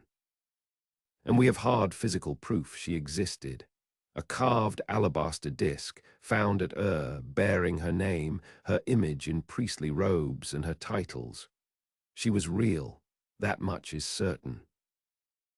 And here is the claim that makes her famous. A body of magnificent Sumerian poetry, including a soaring, passionate hymn to the goddess Inanna called the Exaltation of Inanna, is attributed to her, which would make Enheduanna the first author in all of human history known to us by name. Not the first writer, the scribes wrote for centuries before her, anonymously. But the first author, the first individual to put their name to a work of literature, to say, in effect, I made this, these are my words, this is my voice. Before Homer, before any named poet anywhere, there is a woman, a priestess, a princess, standing at the dawn of literature. Now I have to be careful and honest because this is contested, and the honesty is part of the story. Every surviving copy of Enheduanna's poems was written down centuries after she lived, copied by later scribes. And so scholars genuinely argue, did she really compose these herself? Or were they attributed to her later by tradition to lend them the authority of her famous name? Some scholars firmly defend her authorship. Others think the attribution is a later legend. The debate is real and unresolved. But here's what's striking and worth holding on to. Even the most skeptical reading doesn't erase her. Even if you doubt that she personally wrote every line, she was real, she held immense power, and her culture chose to remember her for thousands of years as the great originator, the voice behind the words. The poems themselves, in the first person, even describe a dramatic episode where a rebel seizes power, drives her from her sacred office into exile, and she cries out to her goddess for vindication and return. Whether that's autobiography or later drama, it's an astonishing thing to have survived. A woman's first-person voice, raised in power and in suffering from the literal dawn of the written word. The first name we have for an author is a woman's name. Let that sit with you. And then there's a third figure, and this one is pure legend, but a legend worth telling because of where it points. In the great Sumerian king list, that long roll call of rulers, there is exactly one woman. Her name was Kubaba, and the king list tells us that before she became ruler, she was a tavern keeper. A woman who ran a tavern, who made firm the foundations of Kish and became its king. Now, almost certainly, Kubaba is legendary, not a documented historical figure. Scholars are quite skeptical that she really reigned. But notice what the legend assumes. It assumes a world in which a woman running a tavern is a perfectly natural starting point, because, as we just saw, brewing and tavern keeping really were women's work. The legend grew in soil that was real. And there's something magnificent about the fact that the one woman the Sumerians chose to enshrine in their list of kings rose not from a palace, but from behind the bar of an alehouse. I could go on. There were priestesses of real authority, royal women who managed estates and supervised male workers, the occasional rare female scribe. The picture is genuinely mixed, real power and real constraint woven tightly together. But I want to leave you with the deepest point. For most of the people who ever lived, history keeps no record. And it keeps even fewer records of women than of men, because the monuments and the inscriptions overwhelmingly served the ambitions of powerful males. So when a woman's name does break through Puabi from her glittering grave, and Enheduanna from her hymns, even legendary Kubaba from the king list, it is not because history was fair. History was not fair. It's because something, an object, a poem, an accident of preservation, happened to carry that name across the silence. And behind every name that survived, there are countless thousands that didn't. The 6,000 weavers, the brewer whose beer fed the work crews, the mother who whispered a protective spell over a feverish child, the woman who sang the laments at the funerals. They were the larger part of the city. They held it up with their hands and their labor and their love, and almost none of their names came through. So when we can hear one, when a 4,000-year-old voice says Enheduanna, we should lean in and listen, on behalf of all the ones we'll never hear. Speaking of names that came through against all odds, and of one of the most spectacular and disturbing discoveries in the history of archaeology, it's time. Let's go down into the royal cemetery of Ur. In the 1920s and 30s, a British archaeologist named Leonard Woolley spent 12 years digging at the ancient city of Ur, in a joint expedition of the British Museum and the University of Pennsylvania. Woolley was one of the first truly modern archaeologists, careful, methodical, obsessed with recording context, with reconstructing not just objects but life. And what he found at Ur made headlines around the world. It made Ur a household name. It even, indirectly, inspired a famous Agatha Christie novel. She later married Woolley's assistant and set a murder mystery at a dig much like his. Woolley uncovered a vast cemetery, over 2,000 graves dug over centuries, around 4,600 years ago. Most of them were ordinary, a body, a few pots, modest goods. But 16 of them were not ordinary at all. 16 of them were so rich, so elaborate, so staggering, that Woolley called them the royal tombs. Let me take you down into them. These were not simple graves. They were built stone chambers at the bottom of deep pits, and eerily, the chambers often had no door. You entered in death through the roof, which was then sealed. Inside, and in the pits around them, Woolley found a concentration of wealth and beauty that took the world's breath away. Remember, southern Sumer had no gold, no silver, no precious stone of its own. Every glittering thing in these tombs had traveled hundreds, even thousands of miles to get there.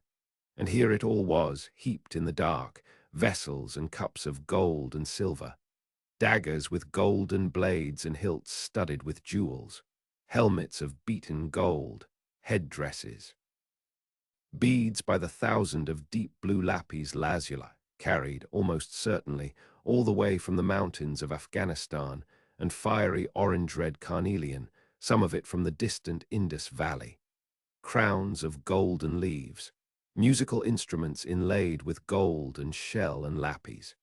It was, quite simply, one of the greatest treasure discoveries ever made. The most famous of these tombs belonged to the woman we just met, Puabi, and hers, almost miraculously, had escaped the ancient grave robbers who had plundered so many of the others. It was intact. Picture what Woolley saw. Puabi had been laid to rest wearing an extraordinary headdress, a cascade of gold. Golden ribbons wound through her hair, rings of gold, golden willow and beech leaves, golden flowers with centers of lapis and carnelian, all built up into a magnificent crown. At her shoulder, golden pins. Beside her, golden cups and a golden drinking tube. A sledge or chariot decorated with the heads of lions in silver. Cosmetic containers, little cockle shells of gold, holding the pigments she used to paint her eyes. She had been, by every measure, a woman of supreme rank, and she was buried to cross into the next world with her status fully intact, adorned as a queen or a goddess, equipped with everything she would need. But it's not the gold that makes the royal cemetery of Ur unforgettable. It's something far darker. Because Puabi did not go down into that grave alone. In her tomb, and even more dramatically in some of the nearby pits, Woolley found other bodies, many of them. In one great pit near these burials, he found the remains of 74 people, 6 men and 68 women, laid out in neat, orderly rows on the floor of the tomb. The women still wore their elaborate headdresses, their jewelry, their finery. There were soldiers with their weapons guarding the entrance. There were musicians. There were animals, oxen still yoked to the wagons that had been driven down into the pit.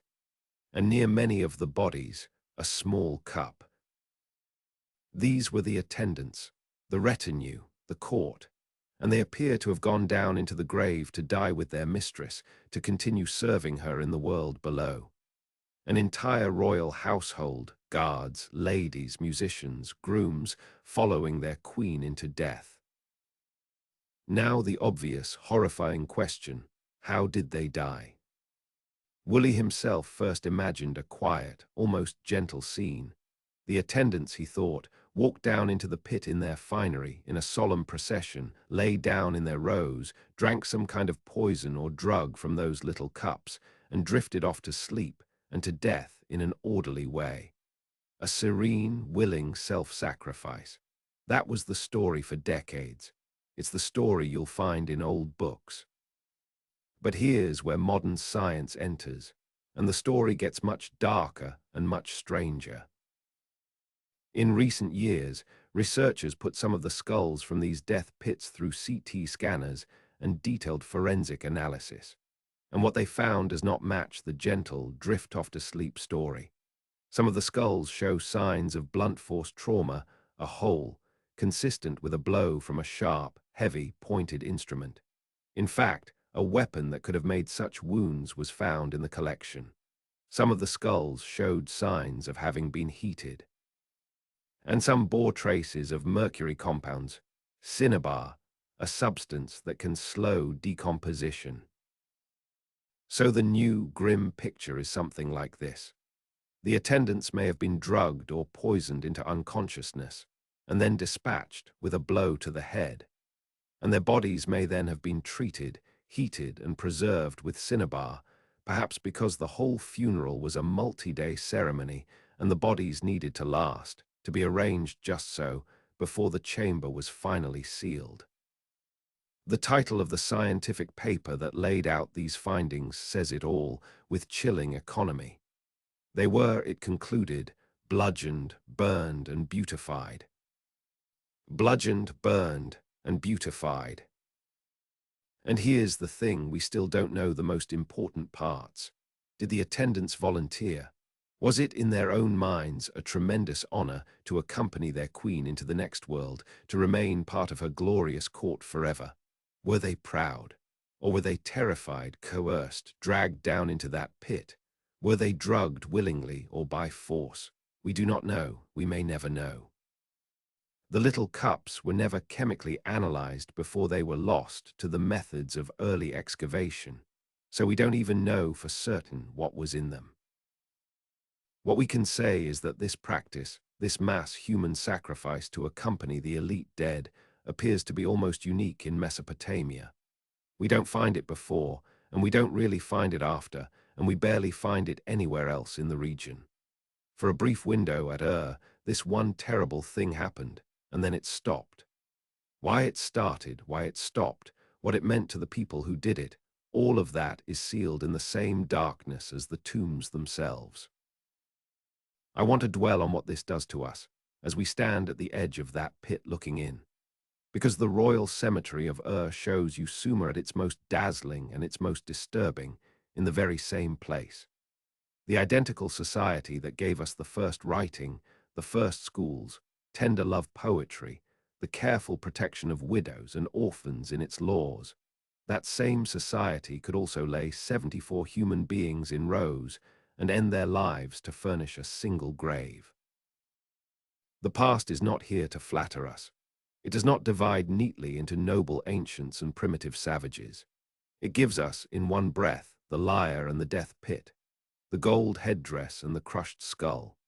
And the honest response is not to look away, and not to excuse it, but to look, to hold the whole human reality of it, the beauty and the horror together, and to let it deepen our sense of how strange and how serious it is to be a human being trying to face death.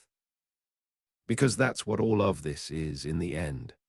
The gold, the attendants, the sealed chamber, it's all a desperate, magnificent, terrible attempt to carry order and rank and meaning past the threshold of death. To not simply vanish into the house of dust. To take the whole world with you if you could. And among the things they took down into the dark, and this is where the story turns, unexpectedly, toward beauty again, were musical instruments. Some of the most beautiful objects ever found at are the lyres from these tombs. And those lyres open a door onto something I find almost magical, the sound of the most ancient music in the world. Let's listen. In the death pits of alongside the bodies, Woolley found musical instruments, lyres and a harp, the wooden frames long since rotted to nothing in the soil, but the gold and silver and shell and lapis that had decorated them still in place, holding the ghost of their shape.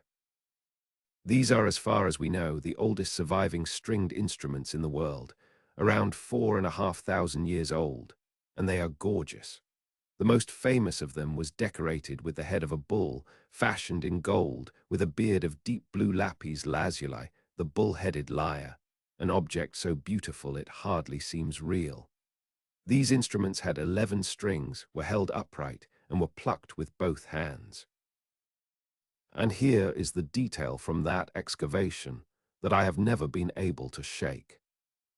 One of the female skeletons in the death pit was found lying beside a lyre, and the bones of her hand were positioned right where the strings would have been.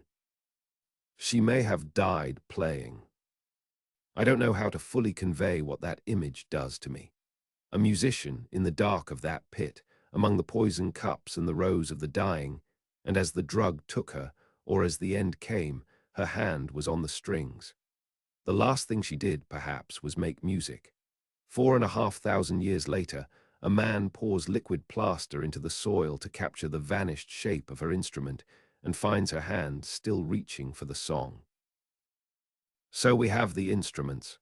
We can see them, reconstruct them, even build playable copies.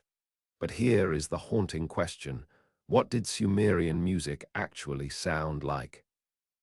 And the answer is one of the most tantalizing things in this whole story, because we are so close, and yet we cannot quite hear it. Here's what we genuinely know, and it's more than you'd guess. From later Mesopotamian clay tablets, we have actual writing about music theory. We have tablets that describe a system of tuning a stringed instrument, naming the strings, naming the intervals between them, describing how to tune the instrument through a cycle of tightening and loosening. And what these tablets reveal is astonishing. The Mesopotamians used a seven-note scale, a heptatonic, diatonic system, structurally similar to the major scales of Western music. This is the oldest documented scale system in the history of the world. The bones of our own musical tradition, seven notes, intervals of thirds and fourths and fifths, are sitting right there, in cuneiform, thousands of years before ancient Greece. We even have the names of the seven tunings. We know that they had professional musicians, temple singers, choirs.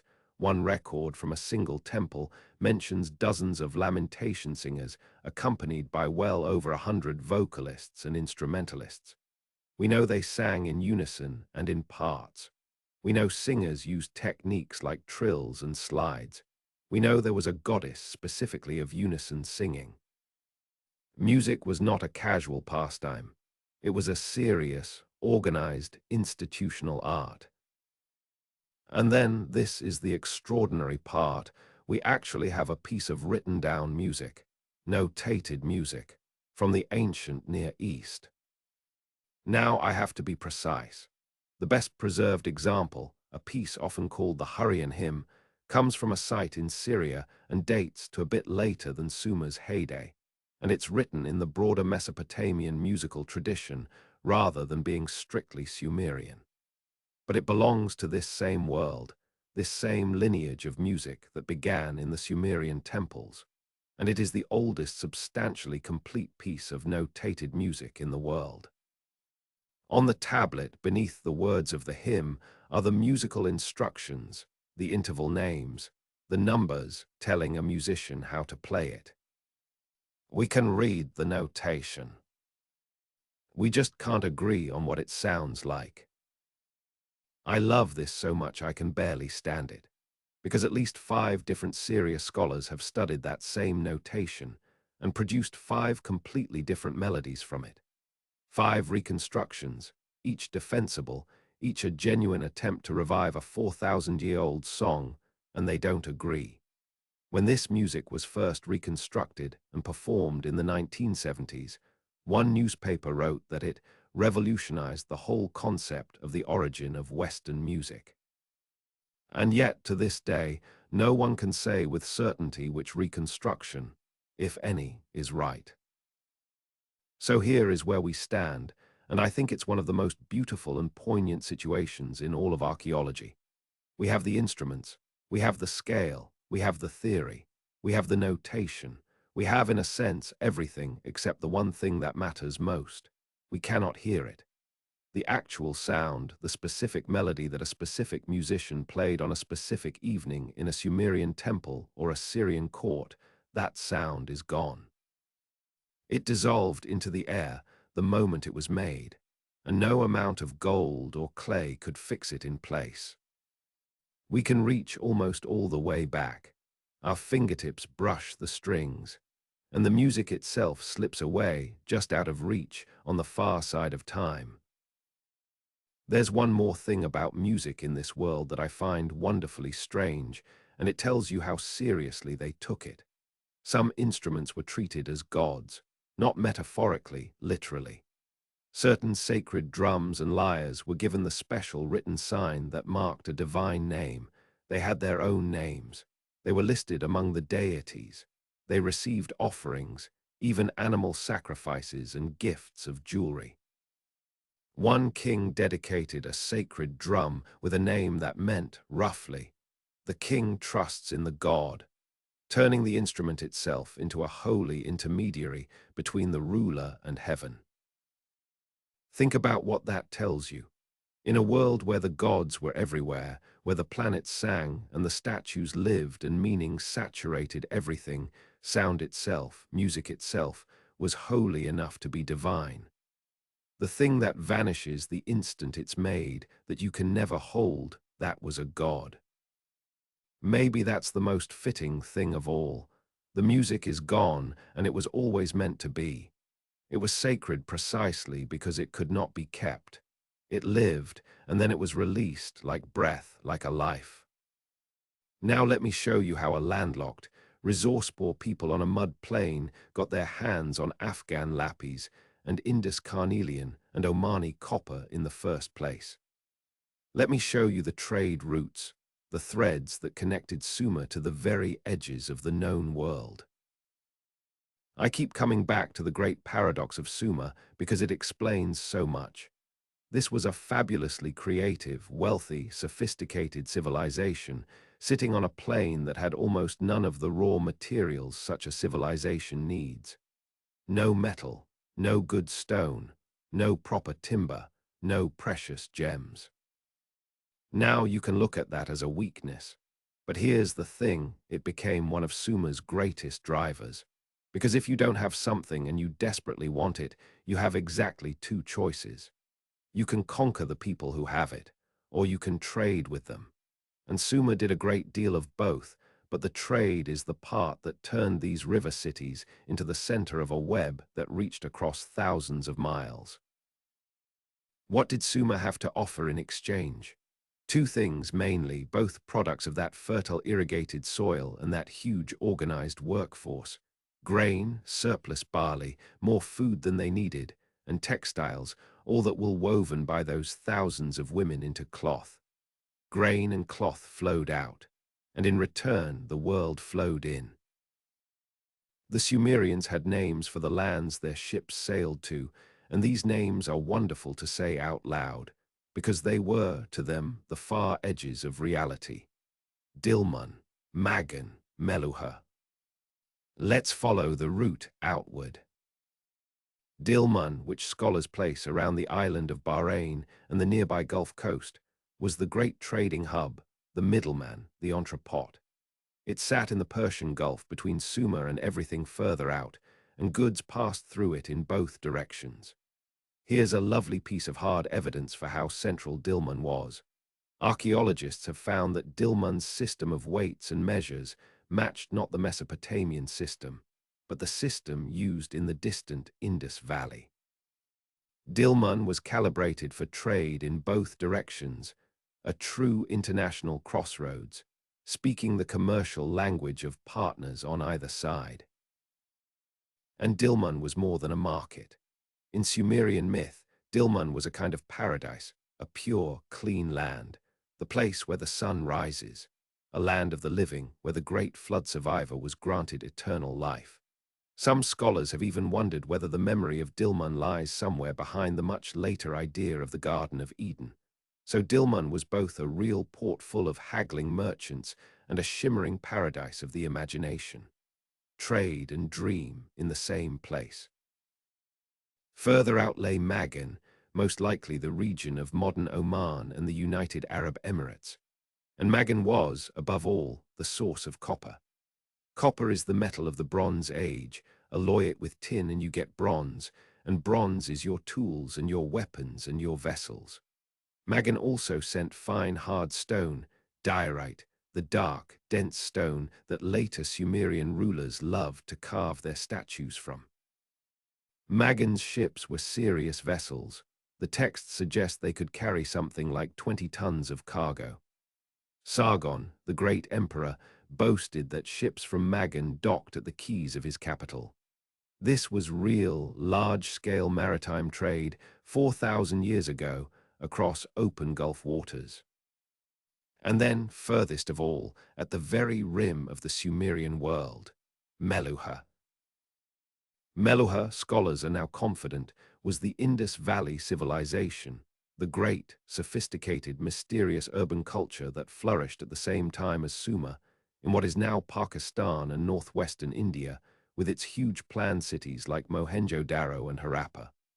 Two of the earliest civilizations on Earth, rising at the same time, more than 2,000 kilometers apart, and they were in contact. They traded.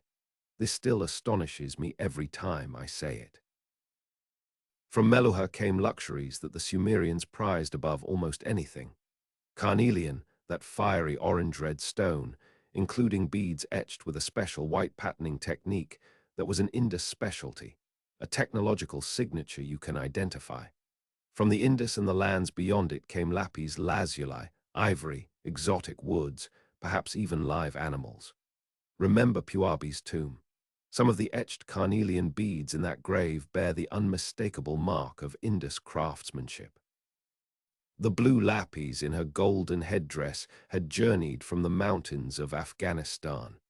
When you look at that headdress, you are not just looking at a queen's crown. You are looking at a map of a trade network stretching across thousands of miles in every direction, all of it gathered into a single grave in a single city on a single plain. And the evidence of this connection is not just a matter of guessing from materials. Listen to this, because it's one of my favorite single objects in all of archaeology.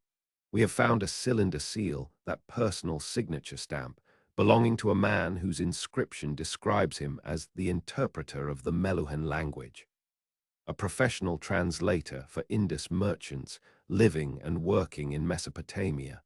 Think about what that means.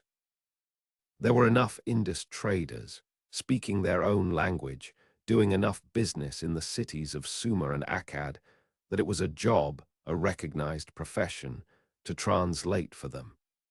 There may even have been a resident community of Indus merchants living in southern Mesopotamia, in a village whose name connected it to Meluhha. Two of the world's first great civilizations, separated by deserts and mountains and seas, and there was a man whose entire job was to stand between them and let them understand each other. If that doesn't light a fire in you about the connectedness of the ancient world, I don't know what will. I want to give you one more detail that blows the doors off our picture of isolated ancient peoples, because the network reached even further than the Sumerians themselves probably understood. At a site in Syria, in a layer from the second millennium, archaeologists found cloves, and cloves at that time grew in only one place on Earth, a handful of small islands in what is now Indonesia in Southeast Asia. Cloves from Indonesia in Bronze Age Syria. And modern DNA studies of ancient remains at that same Syrian site found genetic lineages that originate in the Indian subcontinent, people, or the descendants of people, who had come from far to the east. The ancient world was not a scatter of isolated villages staring at their own feet. It was connected by ship and donkey caravan and river barge, by merchants willing to risk storms and pirates and bandits and dishonest partners for the sake of profit, by translators and middlemen and the universal human hunger for what the next land over might have. The first global economy was already humming 4,000 years ago, and Sumer was one of its beating hearts. And there's a poignant epilogue to the trade story. Around 4,000 years ago, the references to Meluhha begin to disappear from the Mesopotamian records. They simply stop, and we now know why. This was right around the time that the Indus Valley civilization itself entered its decline, its great cities being abandoned, its people dispersing, as monsoons weakened and rivers shifted. A whole civilization at the far end of the trade route faded out, and you can watch it happen in the silence that falls over the Sumerian word, Meluhha. The conversation between the two great civilizations just ended. One of the partners stopped answering. Trade connects the world, and when a distant partner falls, you feel the absence even from thousands of miles away. That, too, is very old and very modern. Now I've shown you the trade. Let me show you the other way Sumer got what it wanted and the other thing the city made necessary. Let me show you war. We have to talk about war, because war is woven into the story of the city from very near the beginning, and because some of the most powerful and disturbing images to survive from Sumer are images of organized violence. Let me start before the kings with a buried clue. At a site in northeastern Syria called Tel Hammouka, archaeologists found the remains of a settlement that was violently destroyed around 5,500 years ago. And scattered through the destruction were over 1,000 clay sling bullets, the ammunition of slingers, along with larger clay balls. Some of those bullets hadn't even fully dried before they were used. They'd been made in a hurry. This is one of the earliest pieces of evidence we have for large-scale organized warfare anywhere, a town pelted with thousands of sling stones and burned. Warfare before writing, before kings as we'll come to know them, before bronze. Just clay and fury and a town in flames. But for war that we can really see, war with names and faces and propaganda, we go to the era of the Sumerian city-states, a bit over 4,500 years ago. And here we encounter one of the most chilling and important monuments in human history. It's called the Stele of the Vultures. It was carved for a king named Enatum, ruler of the city of Lagash, to commemorate his victory over the neighboring city of Umma. And what was the war about? It was about a boundary, about farmland and the water to irrigate it. Lagash and Umma were neighbors, only about 40 kilometers apart, and they fought, on and off, over a stretch of contested fields for generations. It is, in fact, the longest-running documented border dispute in Mesopotamian history, dragging on across something like a century and a half. The spark in this round was the king of Umma pulling up a boundary stone, which, in that world, was a declaration of war. So this earliest Great War monument is not about glory in the abstract. It's about water rights. It's about who gets to irrigate which field. The very thing that made Sumer possible, the careful sharing of river water across a flat plain, was also the thing they killed each other over. The blessing and the curse, the same resource. And the stele itself is extraordinary and terrible.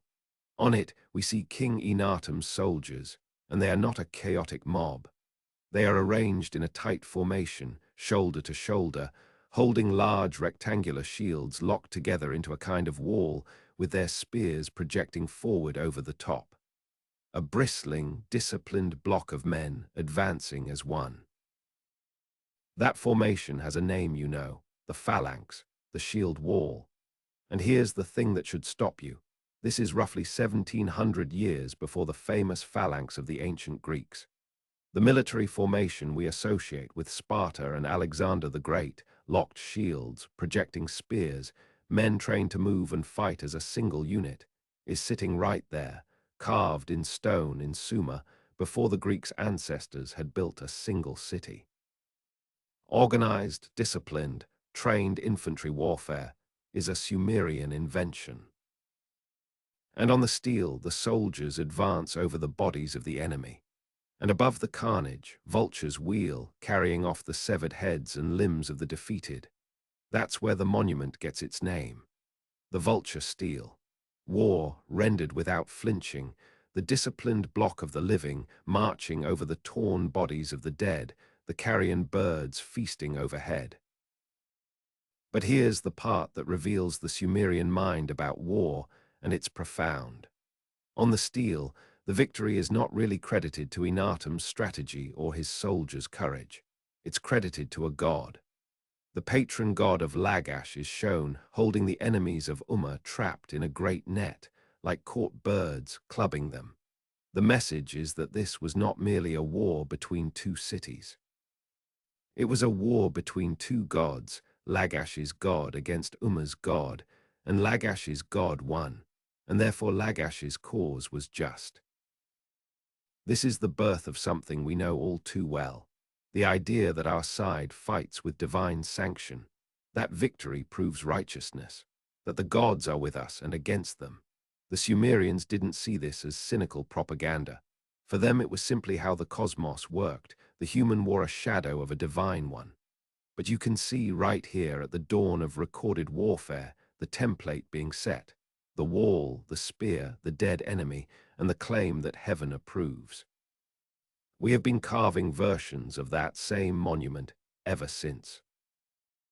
You'll remember the Standard of that beautiful inlaid box from the royal cemetery with the blue lapis and the shell. It has two sides.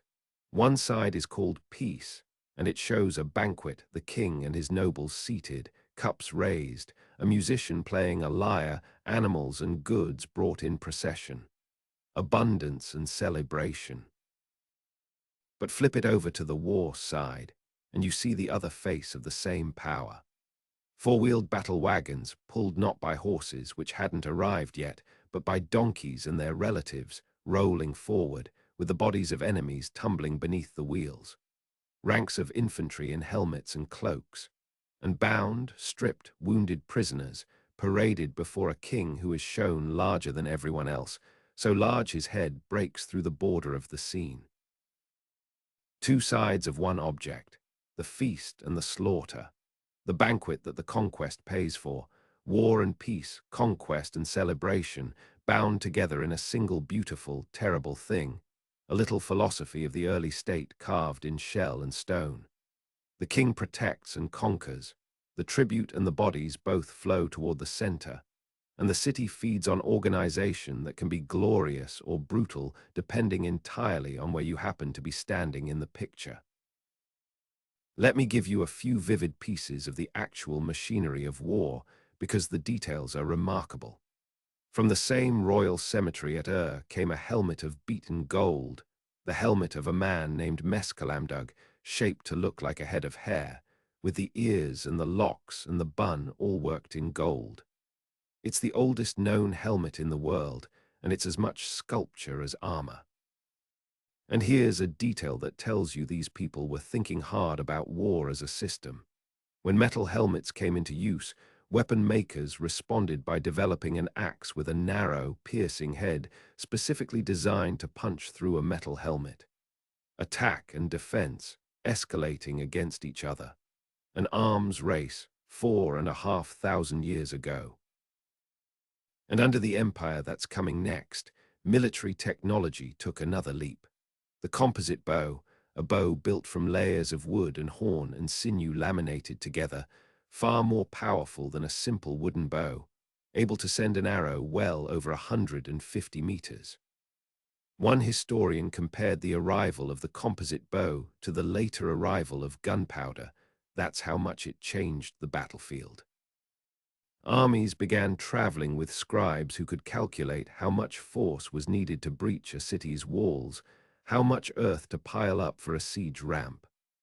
War became a science, with mathematics and logistics and supply chains. I don't tell you all this to glorify it. I tell you because it completes the honest picture of what the first cities were. We sometimes want our ancient origins to be a story of pure wisdom and harmony, wise elders, peaceful temples, gentle beginnings. Sumer was not that. Sumer had wisdom and beauty and tenderness, yes, the love poems, the protective laws, the wide-eyed praying statues. And it also had inequality and slavery and disciplined armies marching over the bodies of their neighbors in a quarrel over irrigation water, and kings who claimed the gods themselves as their generals. The first cities were not a paradise lost. They were the beginning of the world we actually live in, all of it, the brilliance and the cruelty already present, already entangled. And I think that makes the story more gripping, not less, because it's not a fairy tale, it's a mirror. Now, those same kings who marched to war also claim to be something else. Not just conquerors, but protectors, guarantors of justice. And one of them left behind something genuinely beautiful, the oldest written law code in the world. Let's talk about law and justice, and the first time human beings wrote down the word freedom. We tend to associate the oldest law code with the name Hammurabi, the Babylonian king famous for an eye for an eye. and Hammurabi is genuinely important. But here's something most people don't know. Hammurabi's code is not the oldest. It comes relatively late in the story we're telling. There were written laws in Sumer centuries before Hammurabi, and the oldest one we have survives in the name of a Sumerian king named Ur-Nammu, who ruled at Ur around 4,100 years ago, 3 centuries before Hammurabi. And I find the code of Ur-Nammu deeply moving, both for what it says and for how it says it. It opens, like a surprising number of these royal documents, not with a list of rules, but with a statement of values. The king presents himself as someone chosen by the gods to establish justice in the land. And then comes a line that I think deserves to be famous. The king declares that under his justice, and I'm giving you a close translation, the orphan was not delivered up to the rich man. The widow was not delivered up to the mighty man. The man of 1 shekel was not delivered up to the man of 1 mina. Let me unpack that last phrase because it's beautiful. A shekel was a small unit of silver, a mina was 60 times larger. So the man of 1 shekel was not delivered up to the man of 1 mina means the poor man was not handed over to the rich man. The little person was protected from being crushed by the big person. Now I want to be clear-eyed. This is partly propaganda. Kings said these things to legitimize their rule, and the reality on the ground was a steeply unequal hierarchical society with slavery in it. We should not imagine Sumer as a haven of social justice. But even as propaganda, it tells you something crucial, that this was the language of legitimacy. A king, to be a proper king, had to claim, had to perform the role of protector of the weak against the strong.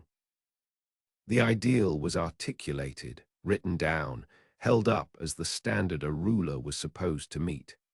And an ideal, once written down, has a way of outliving the cynicism that may have birthed it. That sentence about the widow and the orphan and the poor man has been echoing for 4,000 years.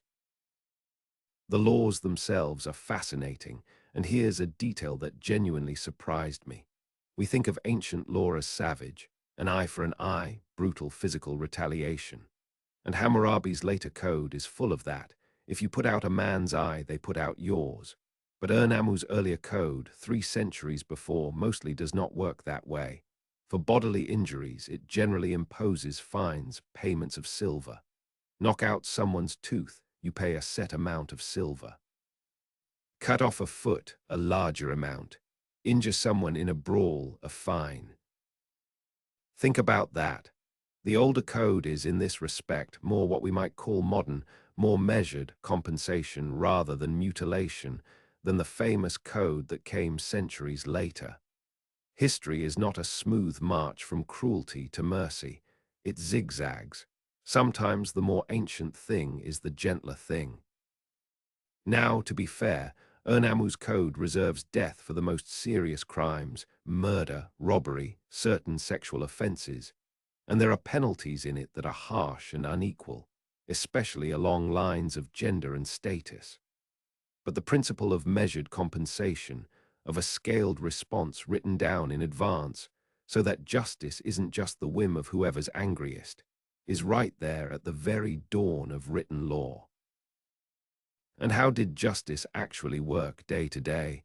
We know a fair amount because, of course, they wrote it all down. There were courts held in temples and palaces. There were judges.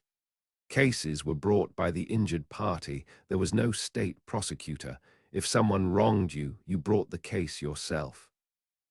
Written contracts drawn up by scribes, witnessed and sealed, were powerful evidence, and we have thousands of these tablets.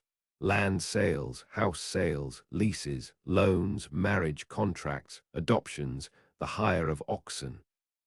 The sheer volume tells you this was a society that loved documentation, that expected significant deals to be written down and witnessed.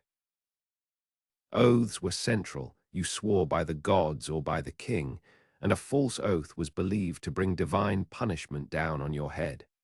And for certain accusations that couldn't be settled by evidence, sorcery, sometimes adultery, there was the river ordeal. The accused was thrown into the river, and survival was taken as proof of innocence, the river itself rendering the verdict. To us that seems like superstition, and it was, but understand the logic.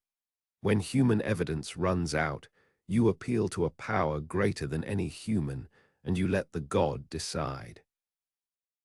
Now let me give you my single favorite fact about Sumerian law, and it's a small thing, just one word, but it opens up like a flower. The Sumerians have left us the first written word for freedom. The word is armagi, and it doesn't literally mean freedom in the abstract way we'd use it. Literally, it means something like returning to the mother. It was used for the release of a person from debt slavery, from bondage, from the weight of what they owed, a return to their original free state, back to their mother, back to where they began. The earliest known use comes from a royal decree over 4,000 years ago about restoring people to freedom, restoring, as one inscription puts it, the child to the mother and the mother to the child. Sumerian kings, it turns out, would sometimes proclaim a general cancellation of debts, usually at the start of a reign or in a time of crisis, wiping the slate clean, freeing those who had fallen into debt bondage, letting them go home, an act of restoring justice. Now, scholars debate how comprehensive and how regular these debt cancellations really were. They may have been more targeted and more occasional than the grand language suggests. But the concept is there. The idea that a society can become so weighed down with debt and bondage that the only just thing to do is to declare a great release and let people return to their mothers, to their freedom, to themselves. I think about that word a lot, armagi. The first time a human being wrote down the idea of freedom, they expressed it as a homecoming, not as a triumph, not as a conquest, but as a return. Going back to where you began, to the one who first held you unburdened, your debts forgiven. The first word for freedom was a word about coming home. There's a whole human philosophy buried in that, 4,000 years deep. And it's just sitting there, in the clay, waiting for anyone who cares to read it. Now let's turn to something that touches your life every single day, probably without you ever realizing it. Let's talk about Sumerian numbers and why there are 60 minutes in your hour. Look at a clock. Look at how we measure time. 60 seconds in a minute, 60 minutes in an hour. Look at a circle, 360 degrees. Look at a compass, a map, the way we carve up the sky.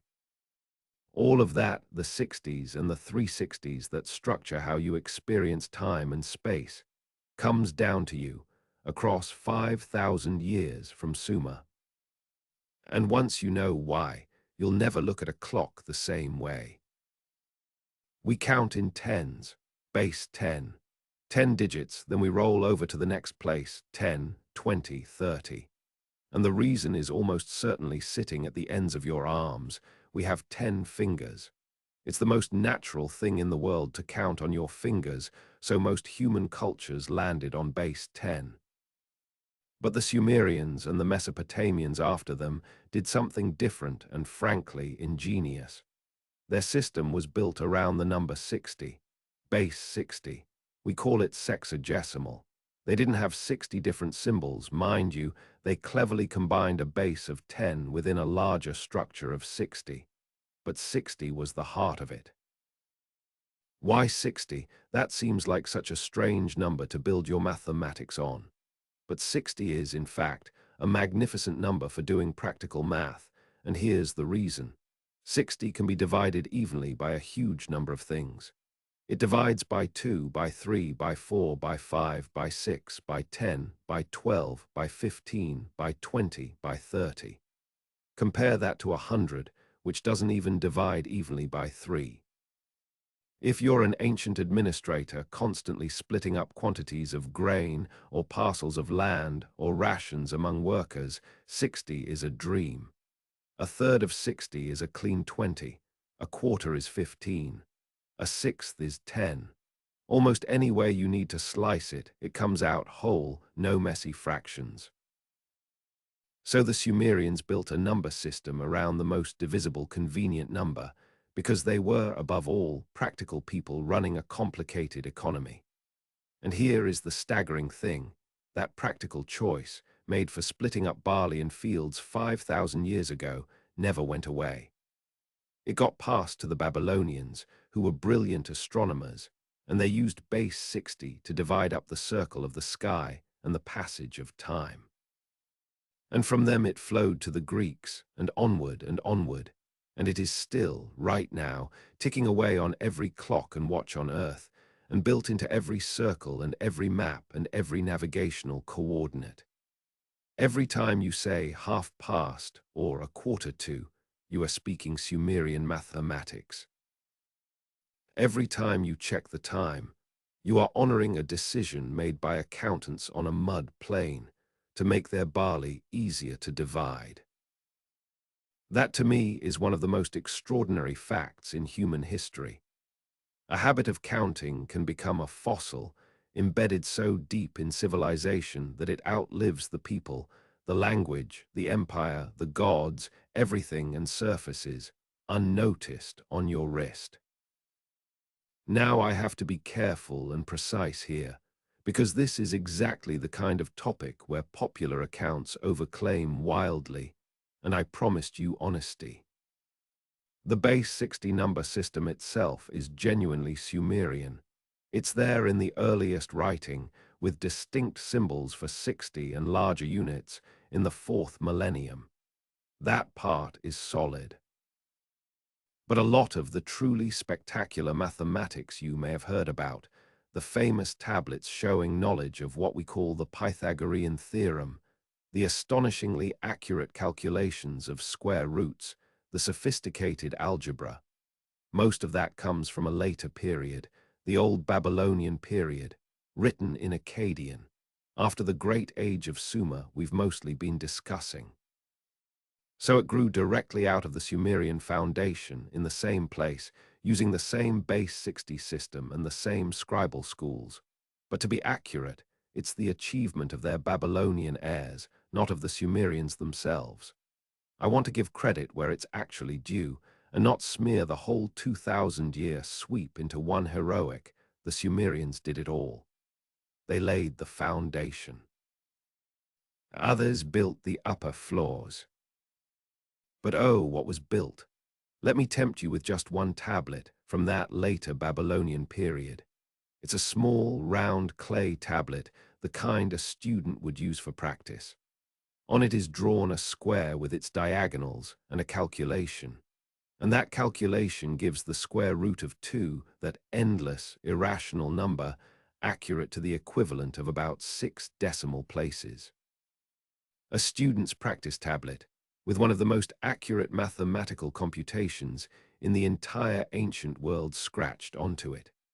There's another famous tablet covered in sets of numbers that correspond to what we'd call Pythagorean triples, whole number right triangles, more than 1,000 years before Pythagoras was born. What that tablet was actually for, whether it's number theory or a teacher's tool for setting problems or something else, is still genuinely debated by scholars today.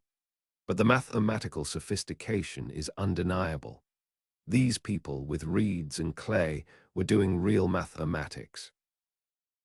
And then there's the sky.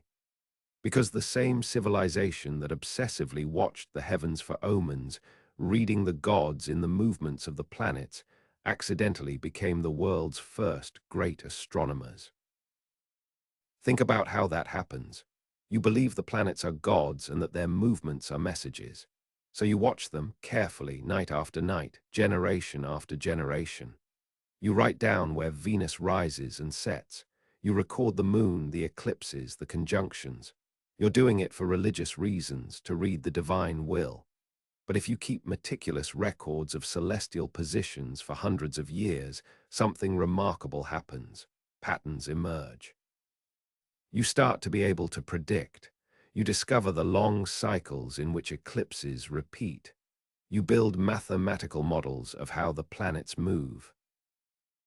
Again, and I'll keep being precise, the most advanced of this astronomy comes from much later, from the Babylonian and Persian and Greek-influenced periods, centuries and even 1,000+ years after Sumer's height. The Babylonians of the first millennium kept systematic night-by-night astronomical diaries, recording not just the heavens but the weather, the river levels, the market prices, the political events all together. They figured out the cycle of eclipses. They tracked the planets with mathematical precision so good that, astonishingly, some of their methods for calculating a planet's motion weren't matched in Europe until well over 1,000 years later.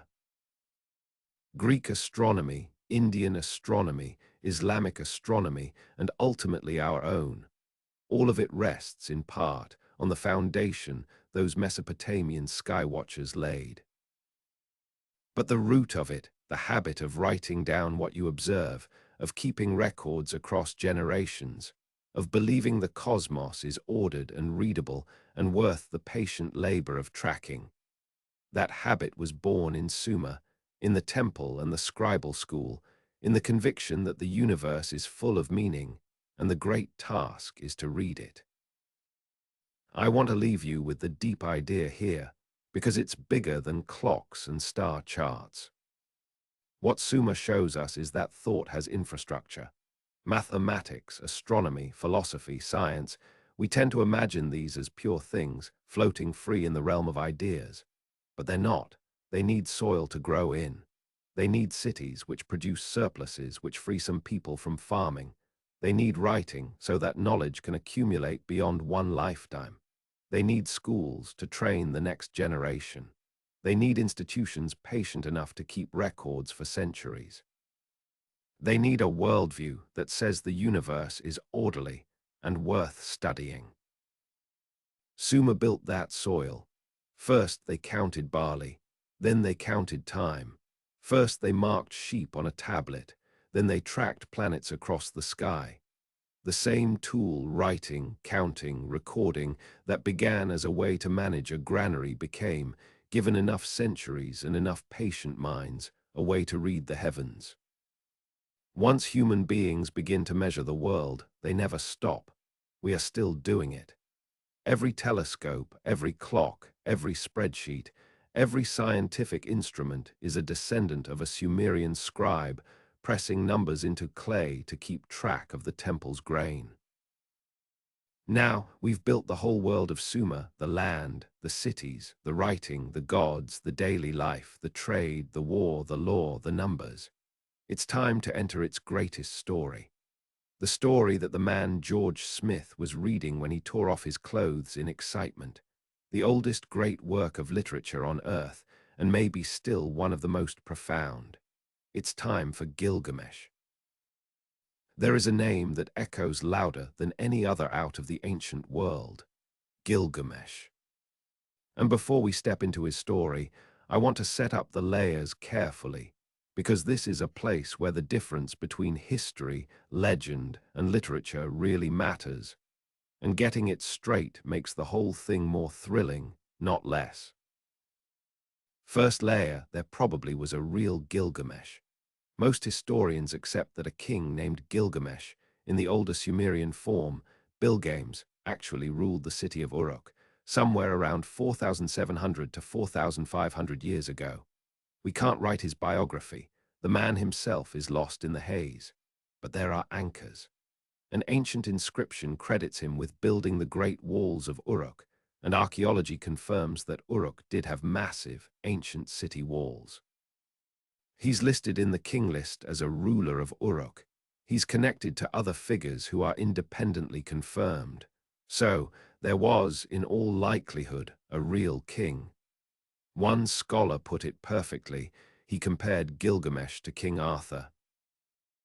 There may well have been a real warlord behind the legend of Arthur, but you will not find the actual round table or the real sword in the stone. The man is history. The magic is elaboration. Second layer, the legend grew and grew and grew. By a few centuries after his lifetime, Gilgamesh wasn't just remembered as a king, he was worshipped as a god. Later kings called him their divine brother. He became a judge of the dead in the underworld, and storytellers spun a cycle of tales about him. Third layer, those tales were eventually woven over more than 1,000 years into the great epic of Gilgamesh, the masterpiece. And here's the layering even within that. There were first several separate Sumerian poems about Gilgamesh. Then later, Akkadian poets combined and reshaped them into a unified epic. And later still, around 3,000 years ago, a scribe priest, we even know his name, Sinlekyunnini, one of the few authors named in this whole tradition, produced the great standard version, the 12-tablet epic that George Smith would read fragments of in the British Museum. So the version we usually mean by the Epic of Gilgamesh is Akkadian, built on Sumerian foundations. It's the joint achievement of that whole braided Mesopotamian world. Now let me tell you the story, because the story is staggering and it asks the deepest question a human being can ask. It begins with Gilgamesh as king of Uruk, 2/3 divine, 1/3 human, the strongest and most magnificent of men, and an absolutely terrible ruler. He's arrogant. He exhausts the young men of the city with his challenges. He torments his people. He takes whatever he wants. He is power without wisdom, vitality without limit, and the people cry out to the gods for relief. And the gods' answer is beautiful. They don't strike Gilgamesh down. Instead, they create his equal. They fashion a wild man named Enkidu, formed from clay, born out in the wilderness, living among the animals, running with the gazelles, drinking at the watering holes. Enkidu is everything Gilgamesh is not, nature to his civilization, wilderness to his city. And the idea is that this wild equal will match Gilgamesh, balance him, give that overflowing power something to push against. There's a remarkable episode where Enkidu is drawn out of the wild and into the human world, civilized through the company of a woman, through bread and beer and clothing, through the comforts and customs of the city. And once he becomes human, once he crosses over into the world of culture, the animals he once ran with flee from him. He can never go back. He's gained civilization and lost the wild forever, and the epic feels the weight of that, the bitter sweetness of it. To become human in this story is to be exiled from the natural world. Enkidu comes to Uruk, and he and Gilgamesh, these two titans, fight, a tremendous wrestling match. And it's so evenly matched, they're so perfectly equal that the fight doesn't end in hatred. It ends in love.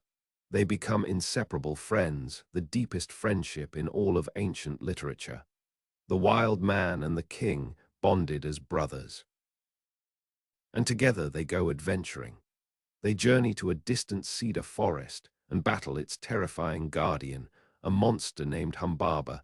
And here the older Sumerian versions and the later epic differ in fascinating ways, with the earlier telling giving the monster's death a real moral ambiguity, since Humbaba had been appointed by a god to guard that forest. They kill it anyway and cut down the sacred cedars. They defeat a great divine bull sent against them by the furious goddess Ishtar after Gilgamesh insults her. They are glorious. They are unstoppable. They are, it seems, beyond all limits. And that is exactly when the story breaks Gilgamesh's heart and ours. The gods decide that for their arrogance, for killing Humbaba, for slaying the bull of heaven, for their overweening pride, one of them must die. And it falls on Enkidu. He sickens, and slowly, over days, agonizingly, Enkidu, the wild man, the beloved friend, the equal, dies. And there is nothing the mighty Gilgamesh, 2/3 a god, can do about it. Nothing. He watches his friend die. And it destroys him. Gilgamesh's grief is one of the rawest things in all of literature. He cannot accept it. He refuses to let the body be buried. The text says he holds on until a worm falls from Enkidu's nose, until he's forced to face the brute physical fact of death and decay. He tears his clothes. He wanders. And out of his grief rises a terror so total that it reorganizes his entire being. If Enkidu can die, then I can die. If my equal, my other self, can become a cold body and then dust, then so can I all my strength, all my divinity, all my walls and victories and fame. None of it can stop the thing that took Enkidu. It's coming for me too. And so Gilgamesh, the king who had everything, abandons it all and sets off on the most desperate quest in literature, a quest to escape death itself, to find the secret of immortality.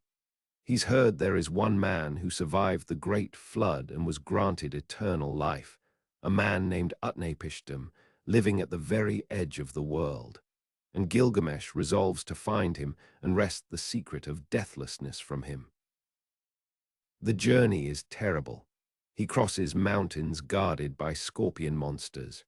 He passes through a tunnel of total, absolute darkness, racing to reach the far end before he's lost in it forever.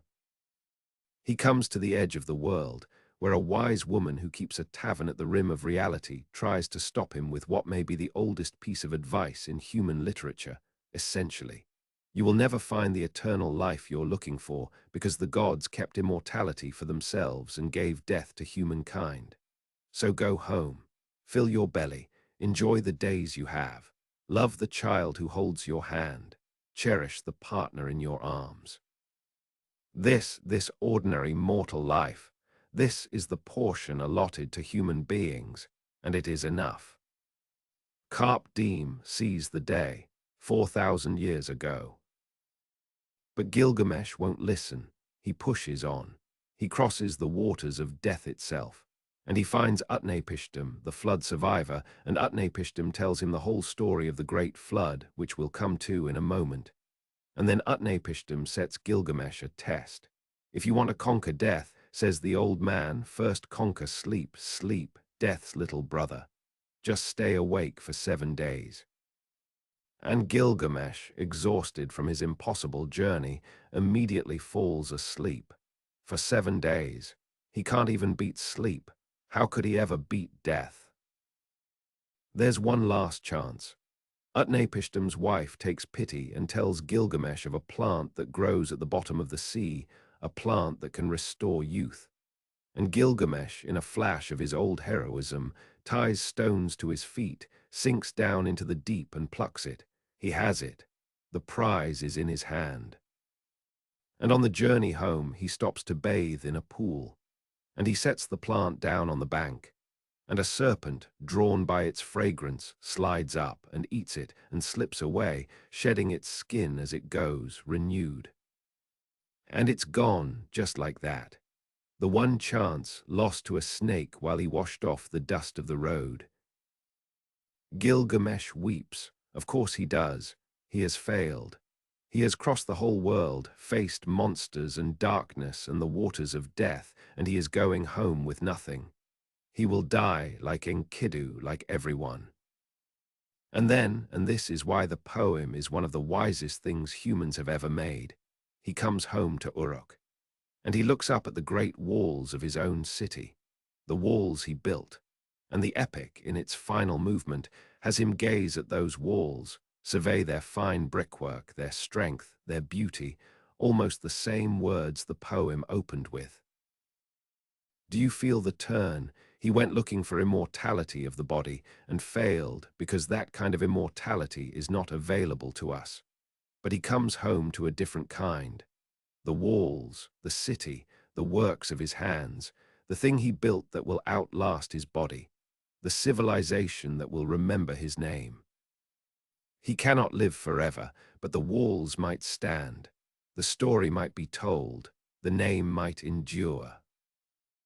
And here is the part that gives me chills every single time, the part that makes this not just a great story, but a kind of miracle. It worked.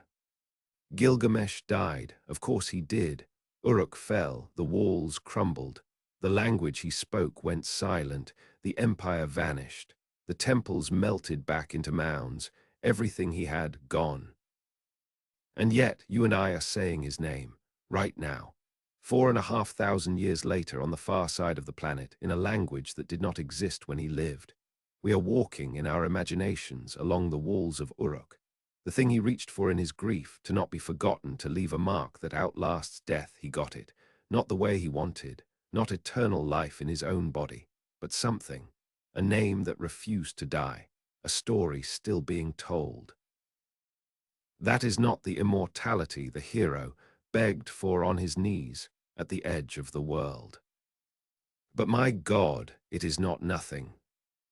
And every time someone, anywhere, tells the story of Gilgamesh, the dead king wins his quest again a little. He's winning it right now, through you, because you'll remember this. That's why this story has survived when almost everything else was lost. Because it is not really about a Bronze Age king and his monsters. It's about you. It's about the one fact that every human being who has ever lived has had to face. That we die, that the people we love die, and that we cannot stop it no matter how strong or clever or rich or powerful we are. And it's about the answer the Sumerians found, not a comforting answer, not a promise of paradise, but a defiant, clear-eyed, deeply human one.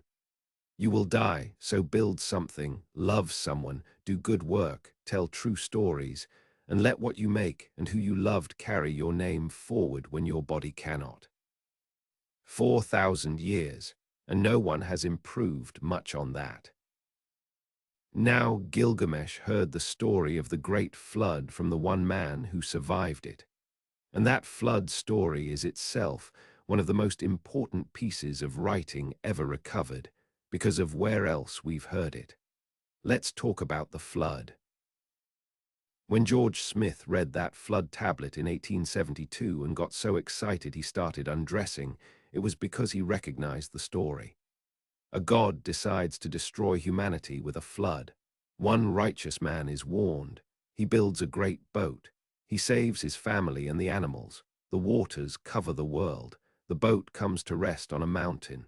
He sends out birds to find dry land. He offers a sacrifice. The gods promise never to do it again. That's Noah. Everyone in Victorian Britain knew Noah, but Smith was reading it on a tablet older than the Hebrew Bible. The story had ancestors. The most famous tale in Western culture turned out to be a retelling of something far older, from Mesopotamia. And the full picture is even richer and more interesting than Smith could have known. So let me lay it out carefully, because this is a place where people get sloppy in both directions, some overclaiming, some dismissive, and the truth is more fascinating than either. There are, in fact, 3 different Mesopotamian flood stories that we know of, and they form a kind of family tree, each one descended from the one before. The oldest is the Sumerian version, sometimes called the Eridu Genesis, and its hero is named Ziusudra. It's the most fragmentary, we have it on a damaged tablet, but the shape is there. The gods decide to wipe out humanity with a flood. The wise god Enki warns a good man. He builds a boat and survives, and afterward he's granted eternal life and settled in that paradise land of Dilmun. And here's a unique detail of this oldest version that later got changed. Ziusudra's boat doesn't come to rest on a mountain. It floats down the river and out into the sea. A very Sumerian image, a world of rivers and marshes and the Gulf, not of mountains. The second version is in Akkadian, in a powerful poem called Atrahasis, and this one gives the most complete reasoning for the flood, and it's startling. In Atrahasis, the gods send the flood because humanity has become too numerous and too noisy. People have multiplied across the earth, and their din rises up and disturbs the chief god Enlil, who can't sleep. He tries plague, he tries famine, and finally, in exasperation, he resolves to drown them all. The flood in this version is population control, by an annoyed deity. And this is the dark genius of it. The story ends not with a rainbow and a comforting promise, but with the gods installing death itself as a permanent feature. From now on, they decree, humans will have natural lifespans, and there will be infant mortality, and some women will be barren, so that humanity will never again grow loud enough and numerous enough to threaten the peace of heaven.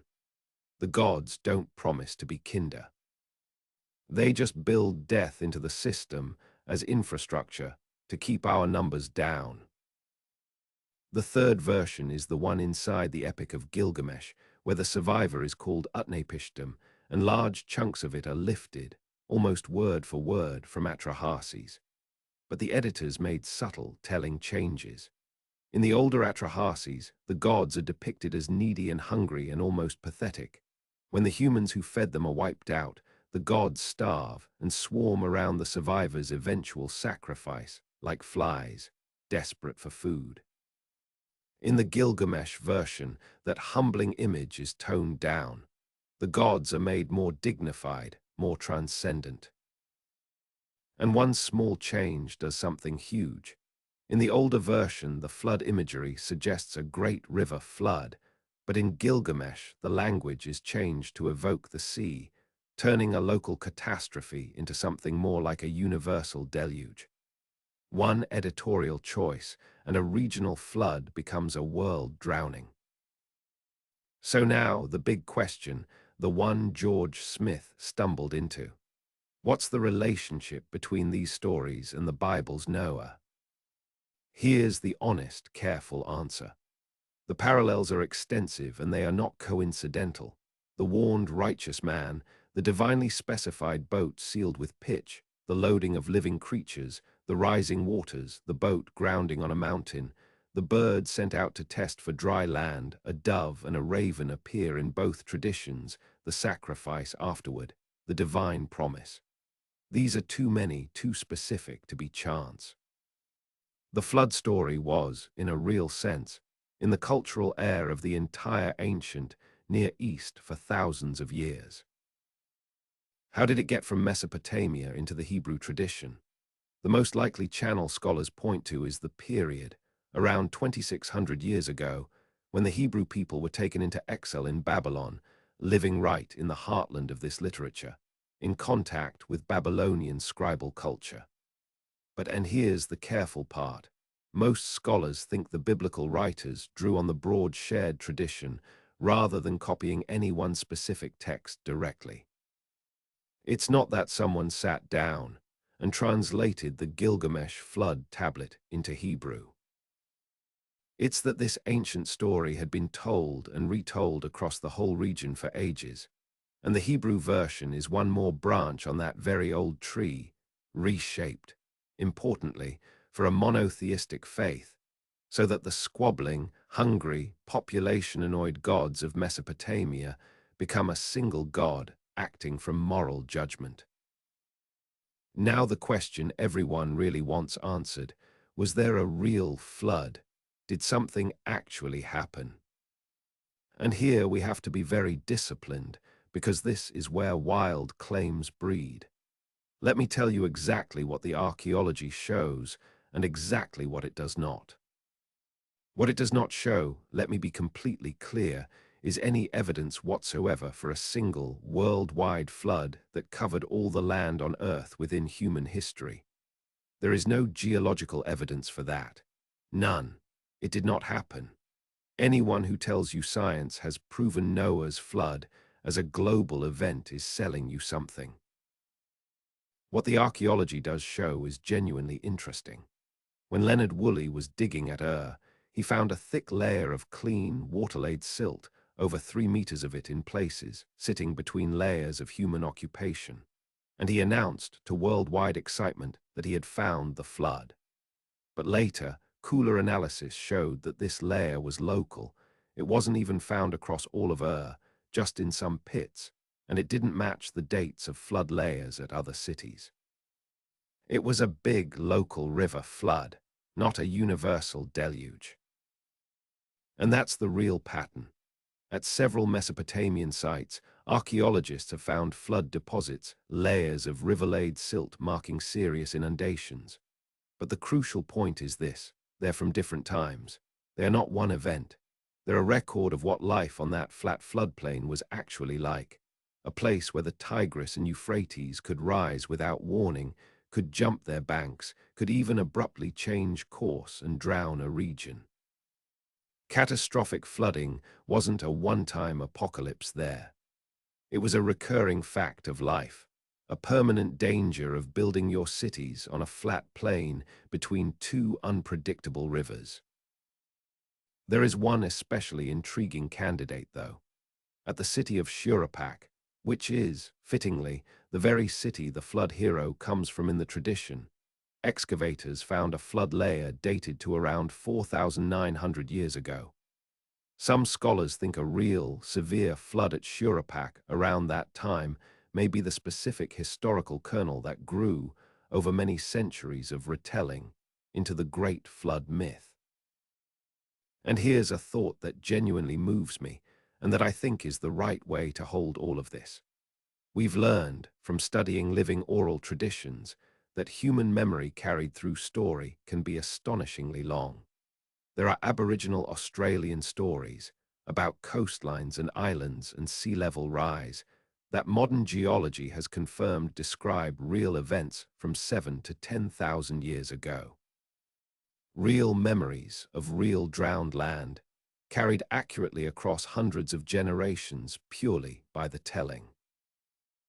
So consider, at the end of the last ice age, as the great glaciers melted, sea levels rose around the entire planet by something like 120 meters. Every coastal plain on every continent was drowned. Whole landscapes where people had lived and hunted for generations vanished under the rising sea, including, very possibly, that green valley that is now the floor of the Persian Gulf, the one some think the Sumerians' ancestors may have come from. Every coastal culture on Earth lived through some version of the waters rose and took the land. Maybe that's why flood stories appear all over the world, not because of one global flood that didn't happen, but because the end of the Ice Age was a real, planet-wide, multi-millennial drowning, and human beings everywhere lived it, and remembered it, and told it, and retold it, until the specific memory dissolved into myth, into a story about gods and arks and a righteous man and a dove returning with a leaf. The flood myth might be, in this sense, one of humanity's oldest and most widely shared true memories, the memory of the world that the rising waters took, reshaped, mythologized, made into a story about divine judgment and mercy. But underneath it, perhaps, the genuine, ancestral, planet-wide grief of watching the sea swallow the only home you'd ever known. That's not a story the gods told us. That's a story we told to make sense of an enormous loss across more years than writing can easily hold. And the Sumerians were among the very first to write it down. We've now reached the great turning of our story. Sumer has invented the world, but the age of the small, independent, squabbling city-states is about to end, because a man is about to rise from total obscurity and forge something the world has never seen. An empire. Let me tell you about Sargon of Akkad. For centuries, the political map of Sumer was a patchwork. A dozen or more city-states, Uruk, Lagash, Umma, Kish, Nippur, and the rest, each with its own god, its own ruler, its own ambitions, endlessly competing, allying, betraying, and fighting over land and water and prestige. No one ruled them all. The idea of a single power stretching across the whole land and beyond it did not exist. And then, around 4,300 years ago, it came into existence, created by one of the most remarkable figures in all of history, a man named Sargon. Let me start with the legend, because the legend is irresistible, and because it tells you something true even though it may not be factual. The story, written down long after his lifetime, goes like this. Sargon was born in secret. His mother was a priestess, his father unknown. And to hide the birth, his mother placed the infant in a basket of reeds, sealed it with pitch, there's that bitumen again, and set it adrift on the river Euphrates. The basket floated downstream until it was found by a man drawing water, a gardener named Aki, who took the baby in and raised him as his own. And from that humble beginning, an abandoned baby, raised by a gardener, Sargon rose and rose and rose until he ruled the world. Now, does that story sound familiar? A baby placed in a reed basket, sealed with pitch, set adrift on a river, found and raised by a stranger, rising to greatness. Yes, it's the story of Moses, and Sargon's version is more than 1,000 years older. The basket came first.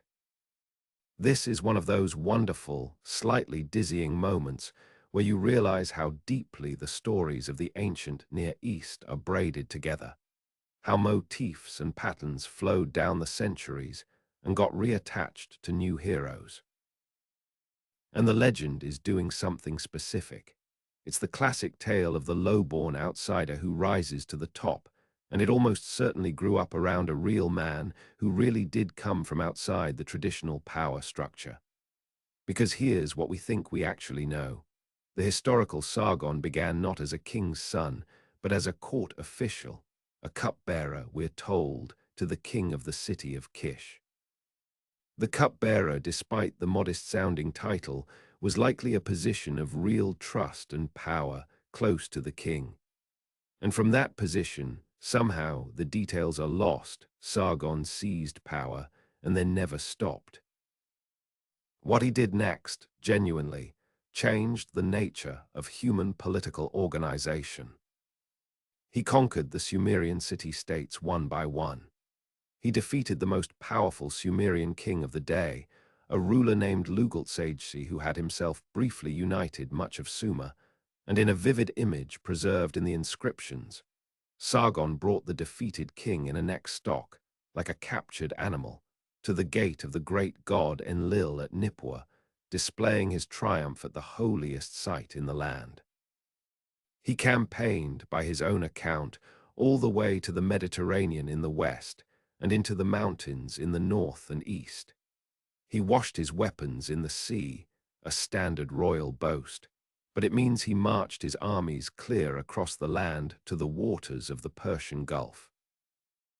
And then he did the truly novel thing. He tried to hold it all together as a single state. And that is a fundamentally different and harder problem than conquering it. Think about it. A city-state king rules a city and its fields, a place he can ride across in a day, full of people who share his gods and his language. But an empire is many cities, many peoples, many languages, spread across distances that take weeks to traverse. How do you keep that from instantly falling apart the moment your back is turned? Sargon's answers became the template for every empire that followed. He installed his own loyal men, citizens of Akkad, as governors in the conquered cities, dozens of them, replacing or controlling the local rulers.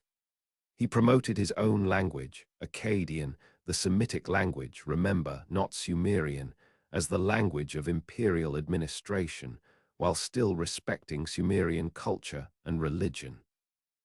He maintained what may be the first true professional standing army. The records speak of 5,400 soldiers who ate bread daily before the king, meaning a permanent force, loyal to him personally, paid and fed by the state, not a militia raised from farmers when needed. A standing army is an instrument of a fundamentally new kind of power. And remember Enheduanna, his daughter, whom he installed as high priestess at That too was statecraft of a new sophistication, binding the conquered religious heartland to his dynasty through his own family, wrapping naked conquest in the legitimacy of the sacred.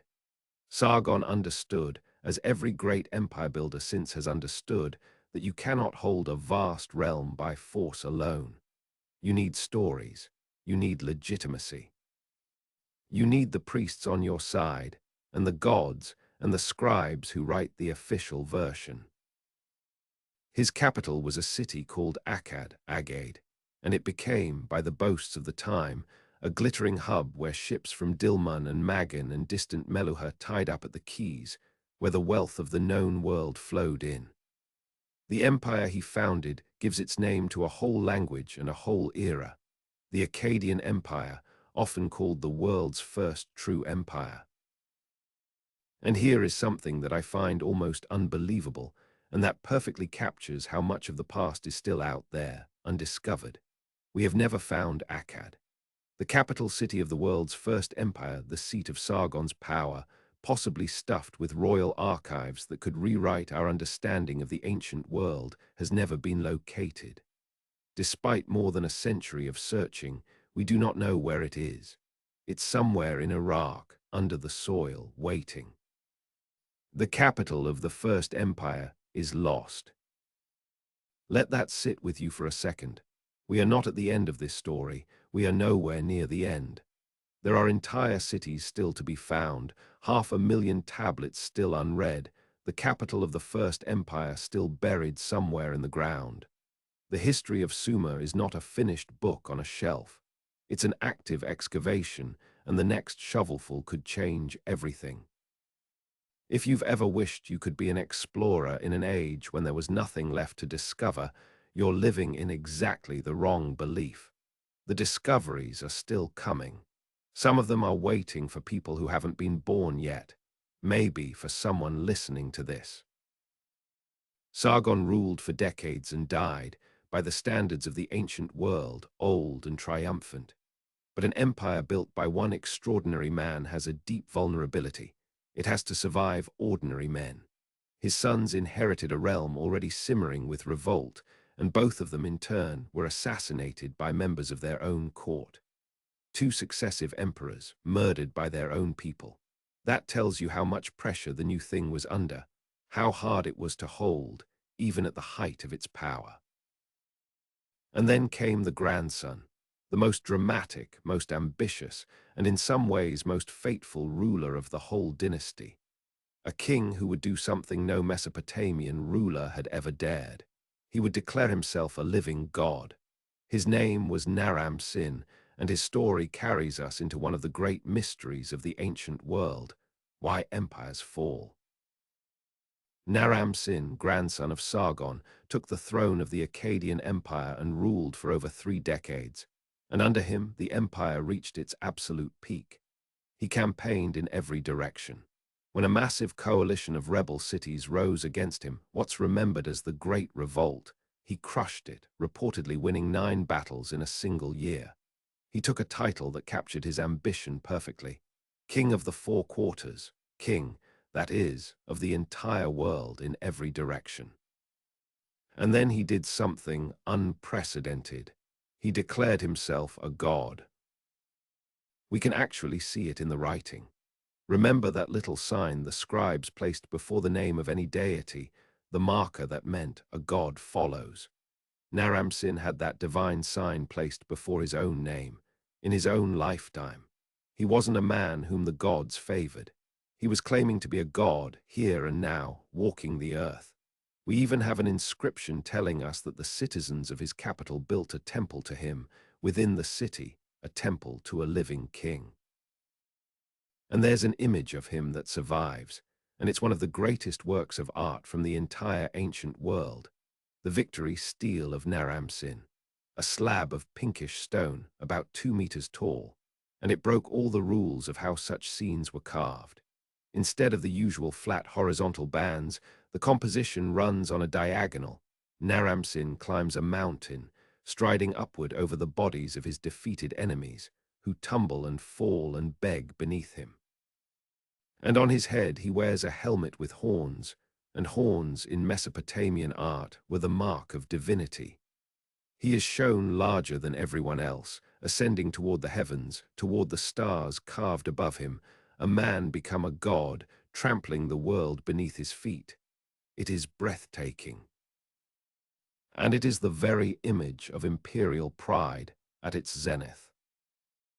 And you know, in stories, what tends to come right after pride at its zenith. The Akkadian Empire fell.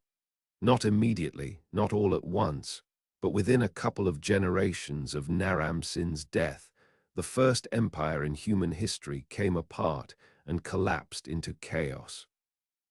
And the why of that collapse is one of the great detective stories of ancient history, with several suspects, and I want to walk you through them, because how the Sumerians and Babylonians explained it versus how modern science explains it tells you something deep about the difference between myth and history, and about how, sometimes, they might both be pointing at the same truth.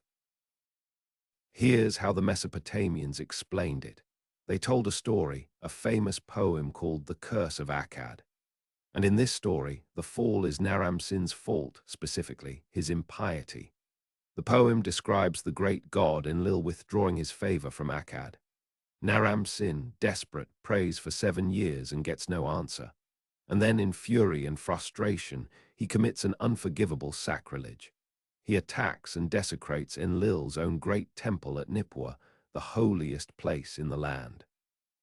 And in response, the enraged gods summon a savage, uncivilized people down from the mountains, the Kushim, as the instrument of punishment, and Akkad is destroyed.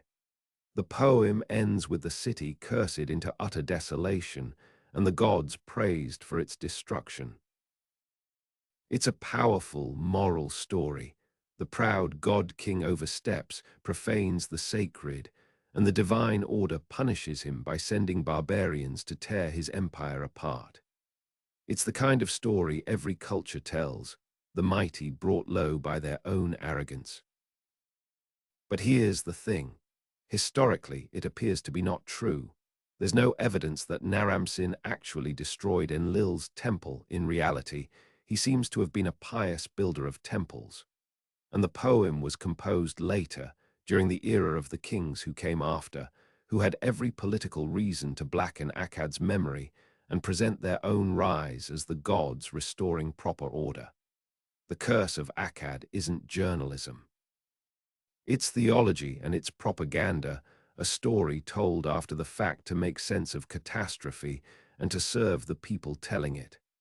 A reminder to always ask, of any account from the past, who wrote this and what did they need it to mean? Now here's how modern science explains it. And this is genuinely one of the most exciting frontiers in the study of the ancient world. There's growing evidence that right around the time the Akkadian Empire fell, about 4,200 years ago, the climate of the whole region underwent a severe, abrupt shift toward drought. Scientists call it the 2-kiloyear event, and the evidence comes from all over. Dust layers in seabed cores from the Gulf of Oman that spike dramatically with aridity, sediments from lakes and caves, signs of a major weakening of the rains. And the archaeology seems to match. Across the northern agricultural plains of Mesopotamia, there's evidence of widespread abandonment, farming settlements emptying out right around this time. There are signs of enormous numbers of people being displaced, refugees pushed southward by failing rains, so many that the southern cities built a great wall, over 180 kilometers long. They called it the repeller of the Amorites, to try to hold back the tide of migrants and nomads pressed into motion by the drying land. And it wasn't just Mesopotamia. Around the same window, Egypt's old kingdom, the age of the great pyramid builders, collapsed into chaos, possibly amid failing Nile floods. The cities of the Indus Valley began their decline. 3 of the earliest civilizations on Earth, faltering in roughly the same span of time, possibly all of them buffeted by the same planet-scale climate disruption. Now I have to be careful and honest here, because this is cutting-edge and genuinely contested. Some scientists push back hard, arguing that the 2-kiloyear event has been overstated, that evidence from different droughts in different places, sometimes centuries apart, has been lumped together into a single tidy catastrophe that may not have been as sharp or as global as the dramatic version suggests. And many historians warn, rightly, against climate determinism, the lazy idea that the climate did it and nothing else mattered. The Akkadian Empire was already under strain. Revolts, the structural difficulty of holding a vast realm together, assassinated kings, the constant pressure of peoples on its borders. It was a complex system under stress from many directions at once. So the honest synthesis, the view most scholars now lean toward, is not the climate destroyed the empire, and not it was purely political. It's something more subtle and, I think, more important. It's that a severe environmental shock hit a society that was already stressed and already complex and already fragile and pushed it past the breaking point. The drought didn't act alone. It acted as a trigger on a system that had lost its resilience. It turned a hard situation into an impossible one. It made recovery impossible where, in better times, the empire might have weathered the revolts and held on. And here is what I find genuinely profound about putting the two explanations side by side, the ancient one and the modern one.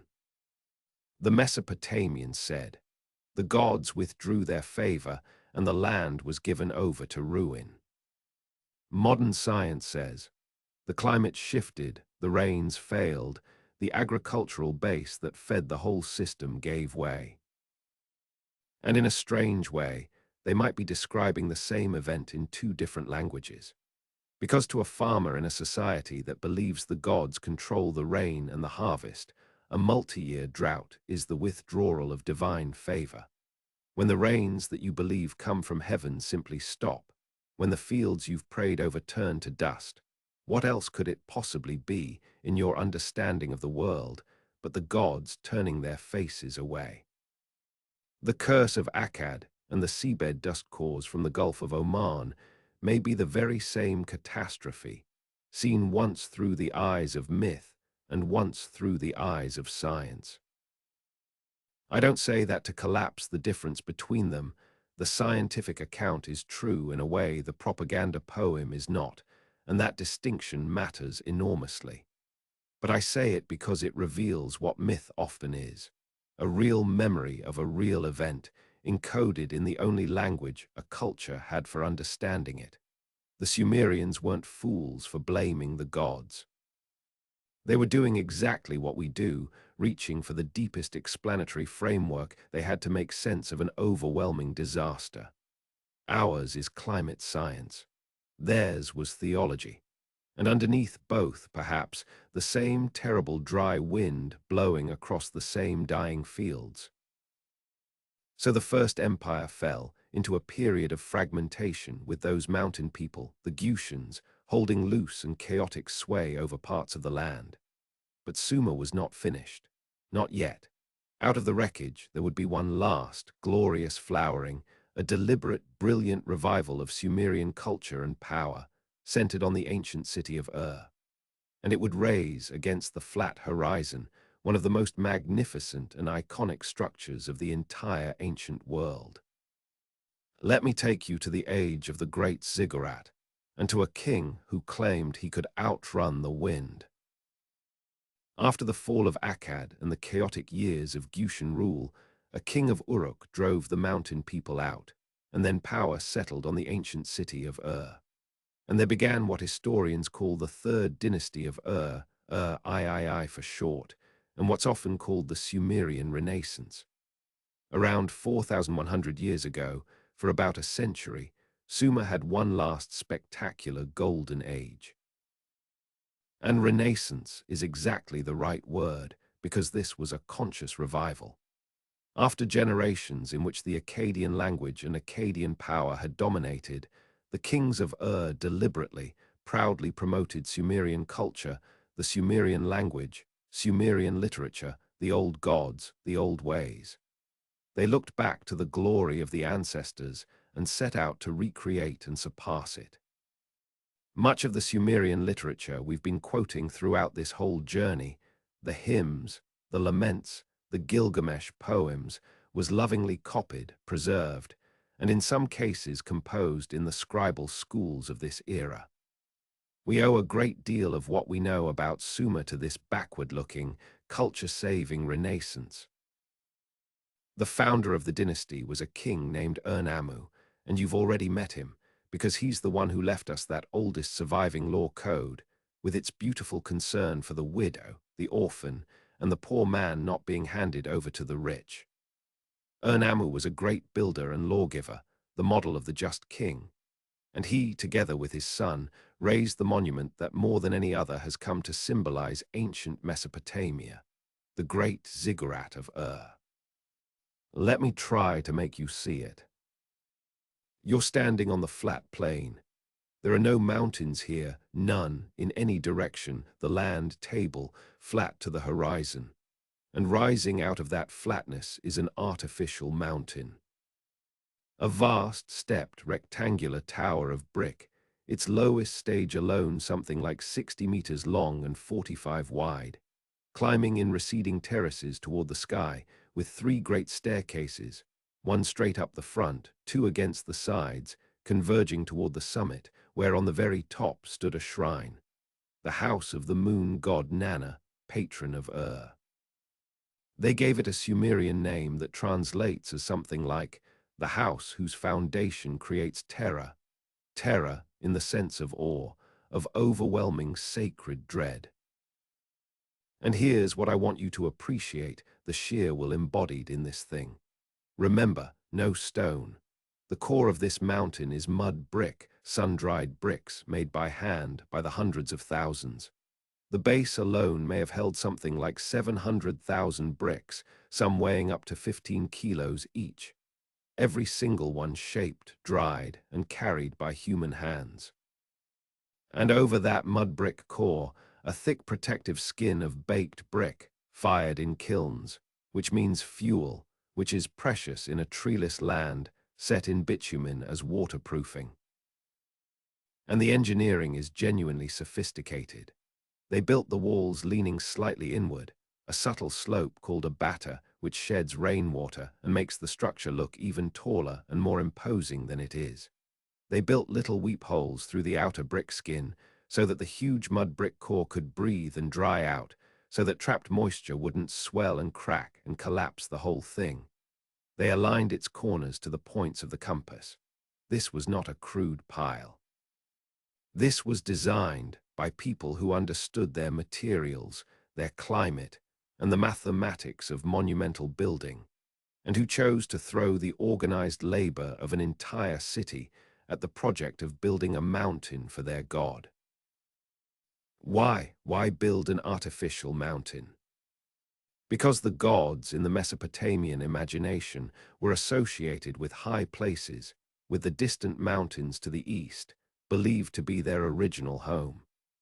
And in the flat, mountainless south, if you wanted to build a bridge between earth and heaven, a place where the divine could descend and meet the human, where the god could have a house lifted up toward the sky, you had to build the mountain yourself. The ziggurat is the human answer to a landscape with no high places. We will raise the ground to heaven with our own hands and our own bricks. And remember, this was not a temple the public entered. Only the priests climbed it. The shrine at the top was the god's dwelling, attended by a select few. The ziggurat was, all at once, a religious symbol, a feat of engineering, the largest economic institution in the city, and a colossal piece of political theater, a permanent, skyline-dominating declaration. Here is a power that can organize thousands of workers, command staggering resources, and reshape the very horizon in the service of its god and its king. Theology and statecraft and engineering fused into a single mountain of brick. Now the most documented king of this dynasty, and one of the most fascinating, larger-than-life characters in the whole story, was Ur-Nammu's son, Shulgi. He reigned for an astonishing 48 years, nearly half a century, and he is everywhere in the records because the Ur-III state was a bureaucratic machine of mind-boggling thoroughness. I mean that almost literally. From this period, we have something like 120,000 administrative tablets. 120,000. It is the best documented period of early Mesopotamian history, not because they wrote memoirs of their feelings, but because they wrote down everything. Every sheep, every goat, every worker, every ration, every day of labor, every brick. They built a central livestock clearinghouse where animals from all over the realm were counted in and redistributed. They standardized weights and measures. They organized the kingdom into provinces that took turns supplying goods. They ran textile workshops with thousands of laborers. It is the dream or the nightmare of total administration, 4,000 years before the spreadsheet. And Shulgi himself. Shulgi was a piece of work in the most entertaining way. He commissioned dozens of hymns praising himself, and his self-praise is magnificent. He claimed to be a superb scholar and scribe. He claimed to speak multiple languages fluently. He claimed to be a mighty warrior, a wise judge, a master musician. And my favorite, he claimed to be an extraordinary athlete. There's a hymn in which Shulgi boasts that he ran from the city of Nippur all the way to a distance of well over 100 miles, and back again, in a single day, in order to celebrate festivals in both cities, and that he did it through a rainstorm. The great scholar Samuel Noah Kramer dryly called him the first long-distance running champion in history. Now, did he actually run 200+ miles in a day in the rain? Almost certainly not. This is royal propaganda, the king presenting himself as superhuman. And indeed, like his Akkadian predecessor Naram-Sin, Shulgi eventually had himself declared a god in his own lifetime.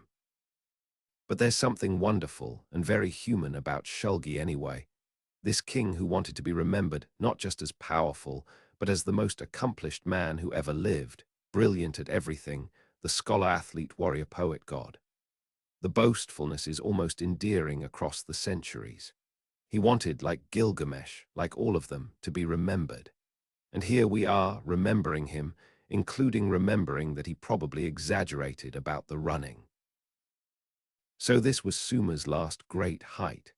The revived language, the magnificent ziggurat, the 120,000 tablets, the god-king who could supposedly outrun the wind, the vast humming bureaucracy that counted every sheep in the realm. If you had stood in at the height of Shulgi's reign and looked up at that brick mountain glowing in the sun, you might have thought it would last forever. It would not, and the way it ended is, I think, one of the most instructive and most heartbreaking stories in all of human history, because it didn't fall to a single great enemy in a single great battle. It fell the way complex things usually fall, slowly, from many directions at once, including from an enemy so quiet and so patient that no one could even fight it. An enemy made of salt. Not every enemy comes with an army. Some come as a faint white crust on the surface of a field.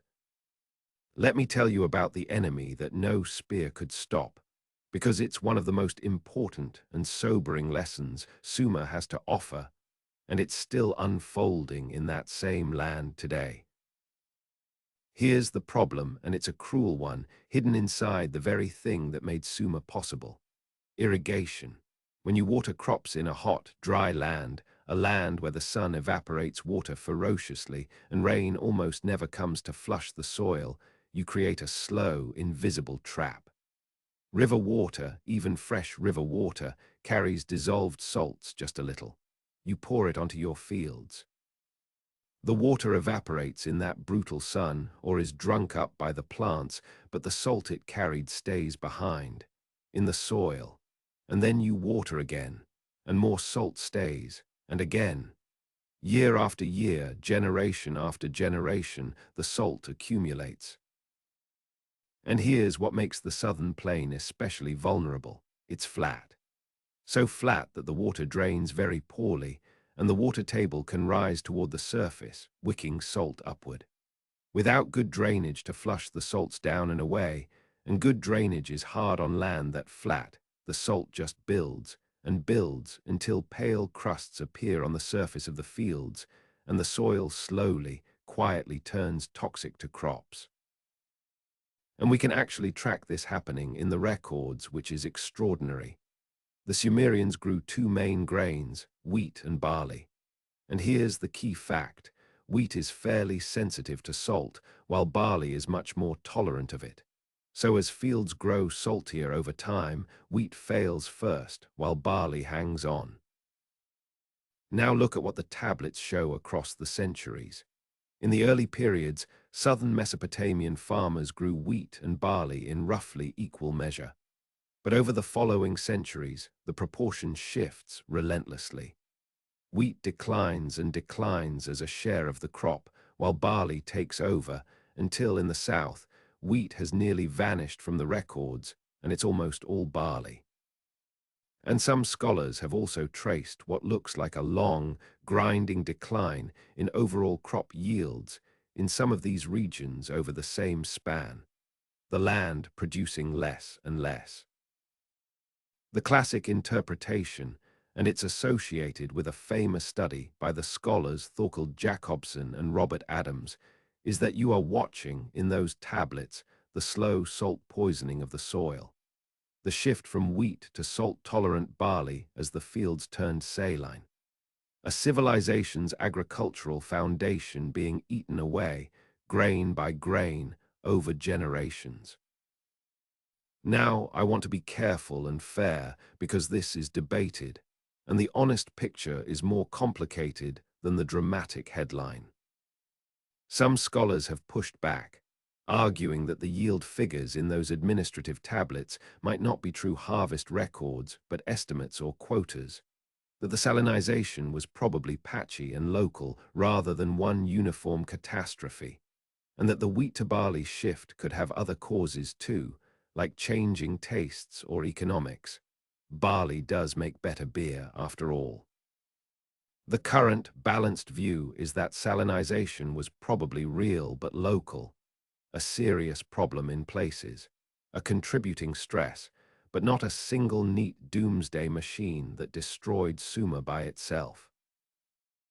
But even in that careful, qualified form, the lesson is profound, and this is the part I really want you to carry away. Environmental stress doesn't usually destroy a civilization with one dramatic blow. What it does is quieter and more dangerous. It eats away at resilience.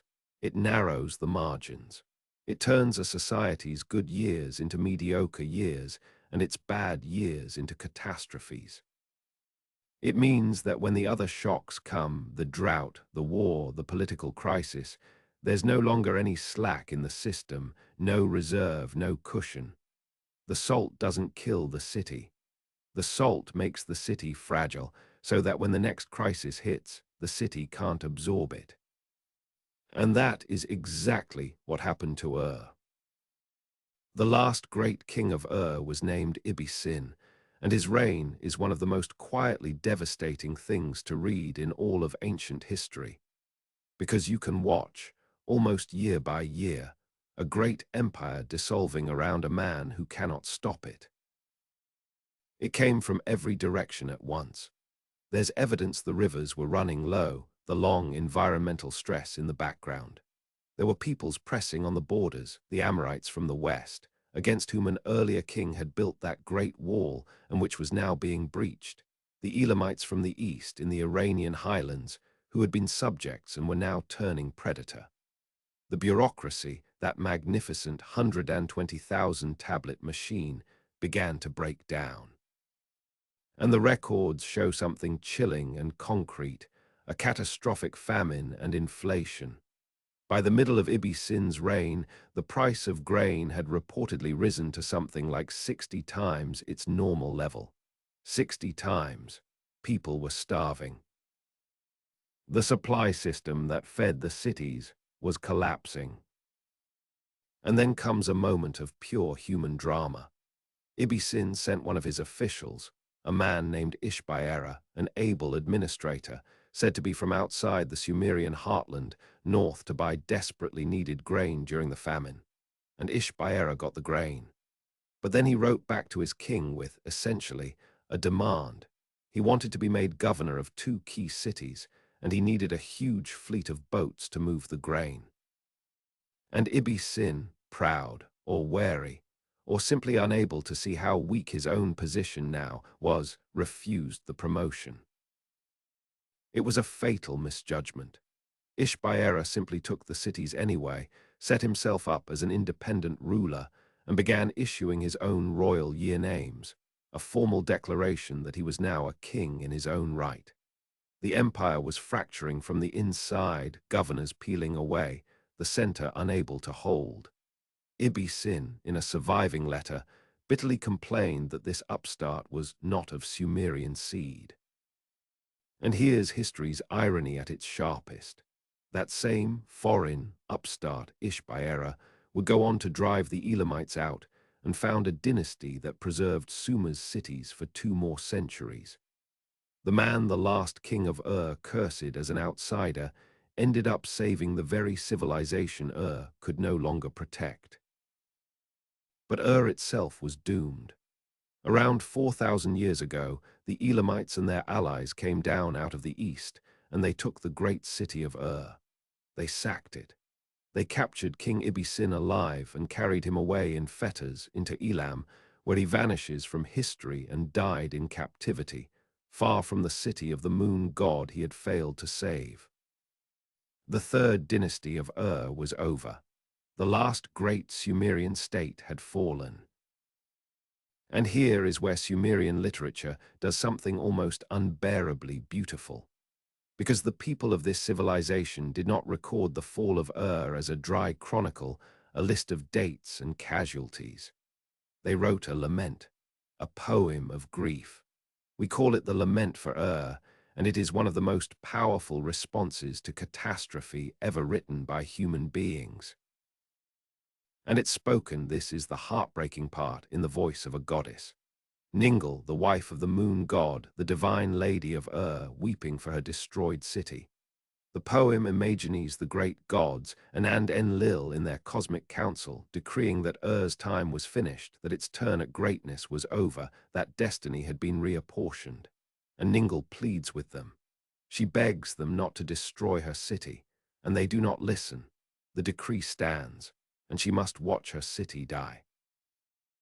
And the poem does not flinch from what that death looked like. Listen to these lines, and remember, this is real. This survived 4,000 years on broken clay, painstakingly reassembled by modern scholars from dozens of fragments. Dead men, not potsherds, covered the approaches. The walls were gaping, the high gates, the roads were piled with dead. In the wide streets, where feasting crowds once gathered, scattered they lay. And my step, established for joy, was scorched like an oven. This is not a statistic. This is not the city fell in such and such a year.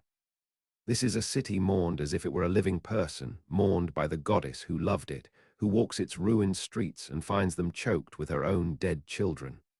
The streets that once held feasts and crowds and music, and the cries of vendors and the laughter of those toy-clutching children, now silent, now piled with the dead, now scorched like an oven. And here is the deepest, most haunting idea in the whole lament, and it returns us to something I asked you to hold on to hours ago when we first met the gods. Remember, the gods could love a city, and they could also simply walk away from it and let it be destroyed. That's what the lament for says happened. Did not fall in this theology because its enemies were stronger or its soldiers weaker.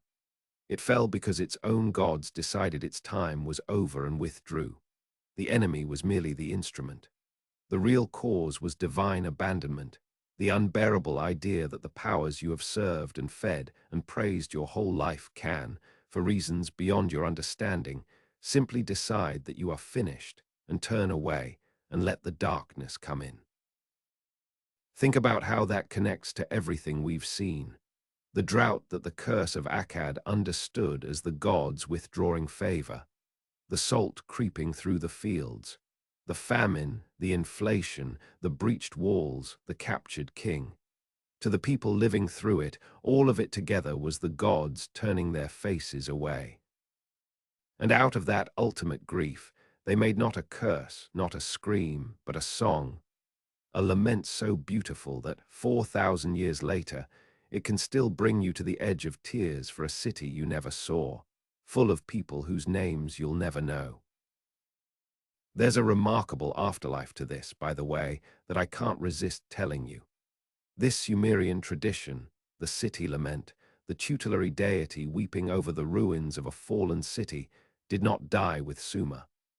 The genre echoes down the centuries, and many scholars see its direct descendant in the biblical Book of Lamentations, composed over 1,000 years later to mourn the destruction of Jerusalem. The same form, the beloved city fallen, personified, mourned, the grief made into liturgy. Sumer taught the world not only how to write, it may have taught the world how to grieve in writing, how to turn catastrophe into the kind of song that helps the living survive the meaning of loss. And what of the Sumerian language itself? The strange, parentless tongue we started with, the language isolate with no known relatives on earth. It died, slowly, as a spoken language, as the words a mother used to scold a child, a farmer used to curse a broken plough, lovers murmured in the dark. Sumerian faded out over the centuries around the fall of Ur and after, replaced in daily life by Akkadian. We can actually detect the death happening in the texts. Later scribes, whose mother tongue was Akkadian, start making the kinds of small grammatical mistakes in Sumerian that you make in a language you've learned in school but don't speak at home. The living language was dying. And this is the final beautiful paradox. It did not fully die. It became a sacred and scholarly language. For something like another 1,700 years after it stopped being anyone's mother tongue, scribes and priests across Mesopotamia kept learning Sumerian, copying its hymns, studying its grammar, preserving its literature. Exactly the way scholars in medieval Europe kept using Latin centuries after Rome fell.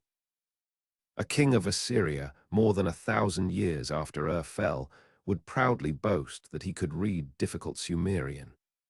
The language of the world's first cities became the Latin of the ancient Near East, dead in the street, immortal in the library. A civilization had become a memory inside another civilization. And then, eventually, even that memory faded. The last cuneiform tablet was written around 2,000 years ago. The script was forgotten. The cities sank back into their mounds, and Sumer fell asleep under the sand for 2,000 years, until a schoolteacher's bar bet, and a man hanging off a cliff, and an engraver weeping over a flood tablet, woke it up again. Which brings us, at last, all the way back around. And it leaves us with the only question that really matters. After all of this, the cities and the gods, the writing and the wars, the gold and the salt, the rise and the fall, what does Sumer mean? What did it leave us? And why should it light a fire in you? Let me try, in the time we have left, to answer that. When people ask what Sumer gave the world, the temptation is to reach for a list. And it's a staggering list, so let me give it to you fast, because you've earned it, and because almost every item on it touches your life today.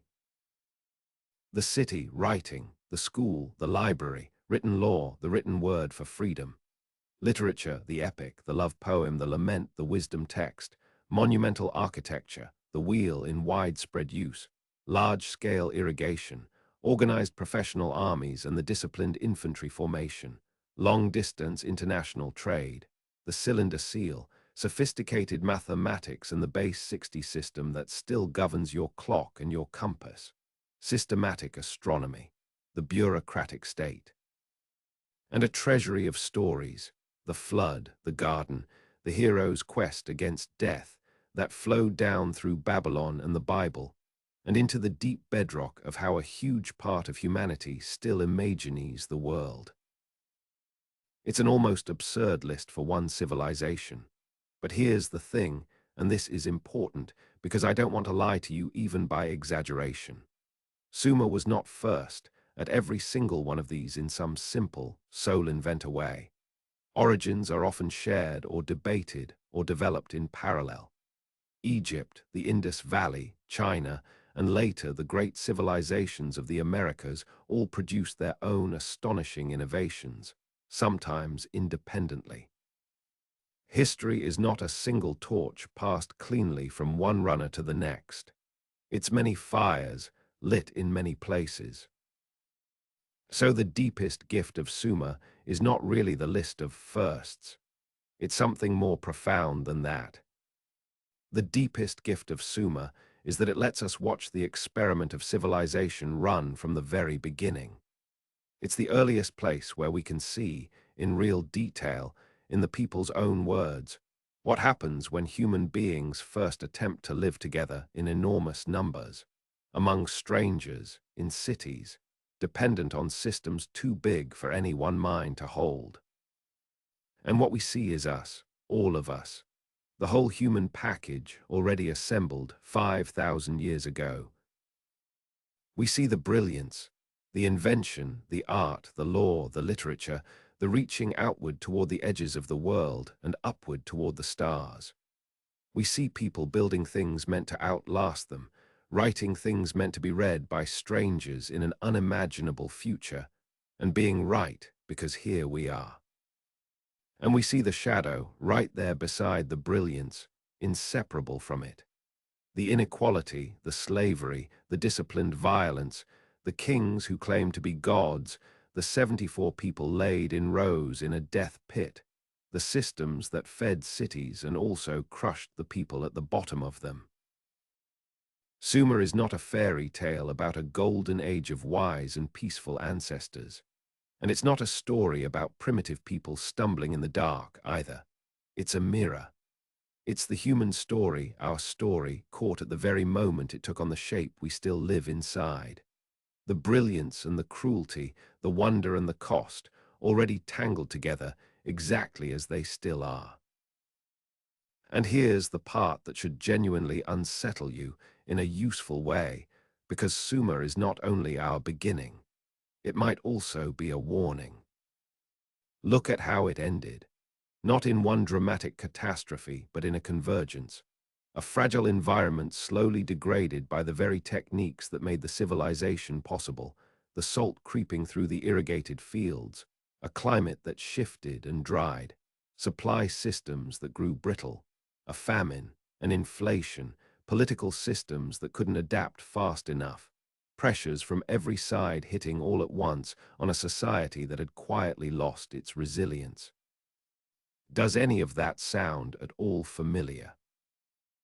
Sumer shows us, with the clarity of a closed case 4,000 years old, that civilization is not a machine that once built runs forever on its own. It is a constant, fragile negotiation with land, with water, with climate, with one another. The same irrigation that creates abundance can poison the soil if you're not careful. The same complexity that creates wealth and wonder can become brittle and break. The same cities that concentrate human genius also concentrate human vulnerability. None of it is guaranteed. None of it is permanent. It all has to be maintained, the canals dug out, the fields drained, the justice renewed, the knowledge passed on, or it slides, sometimes slowly and sometimes all at once, back toward the mud it came from. The Sumerians were not foolish. They were brilliant, sophisticated, capable people, and their world still ended. That should make us humble, and it should make us pay attention. And here is something that connects all of this to right now, to our own moment, in a way I find almost eerie. That same land, southern Iraq, the cradle of all of this, is today on the front line of the very crisis that helped end Sumer. A huge fraction of Iraq's farmland is afflicted by salinization, the same slow poison, the identical process, still unfolding. Upstream dams have cut the flow of the Tigris and Euphrates. Climate change is bringing rising heat and deepening drought to the region, in a pattern that genuinely resembles that ancient drying event. The great marshes of southern Iraq, once the largest wetland in the region, the watery world the Sumerians knew, were drained almost to nothing in living memory, partially recovered, and are now threatened again. And the city of Eridu, remember Eridu, the most ancient of cities, the place where, in Sumerian myth, kingship first descended from heaven, the city of the wise god Enki. Eridu was once a port on the edge of the Persian Gulf. Today it sits abandoned and dry, more than 200 kilometers from the sea, in one of the most heavily salinized landscapes on Earth. The arc, from the world's first city to a dry ruin in a poisoned land, is complete. The first chapter and a possible warning, written in the same place, 5,000 years apart.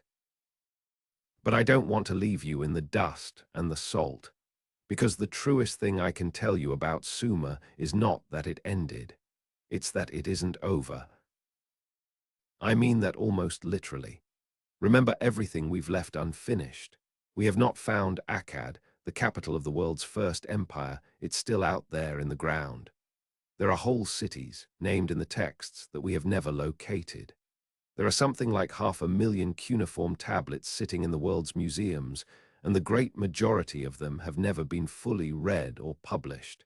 An ocean of unheard ancient voices waiting. New fragments of the Epic of Gilgamesh have turned up in our own lifetimes, adding lines no one had read in 3,000 years.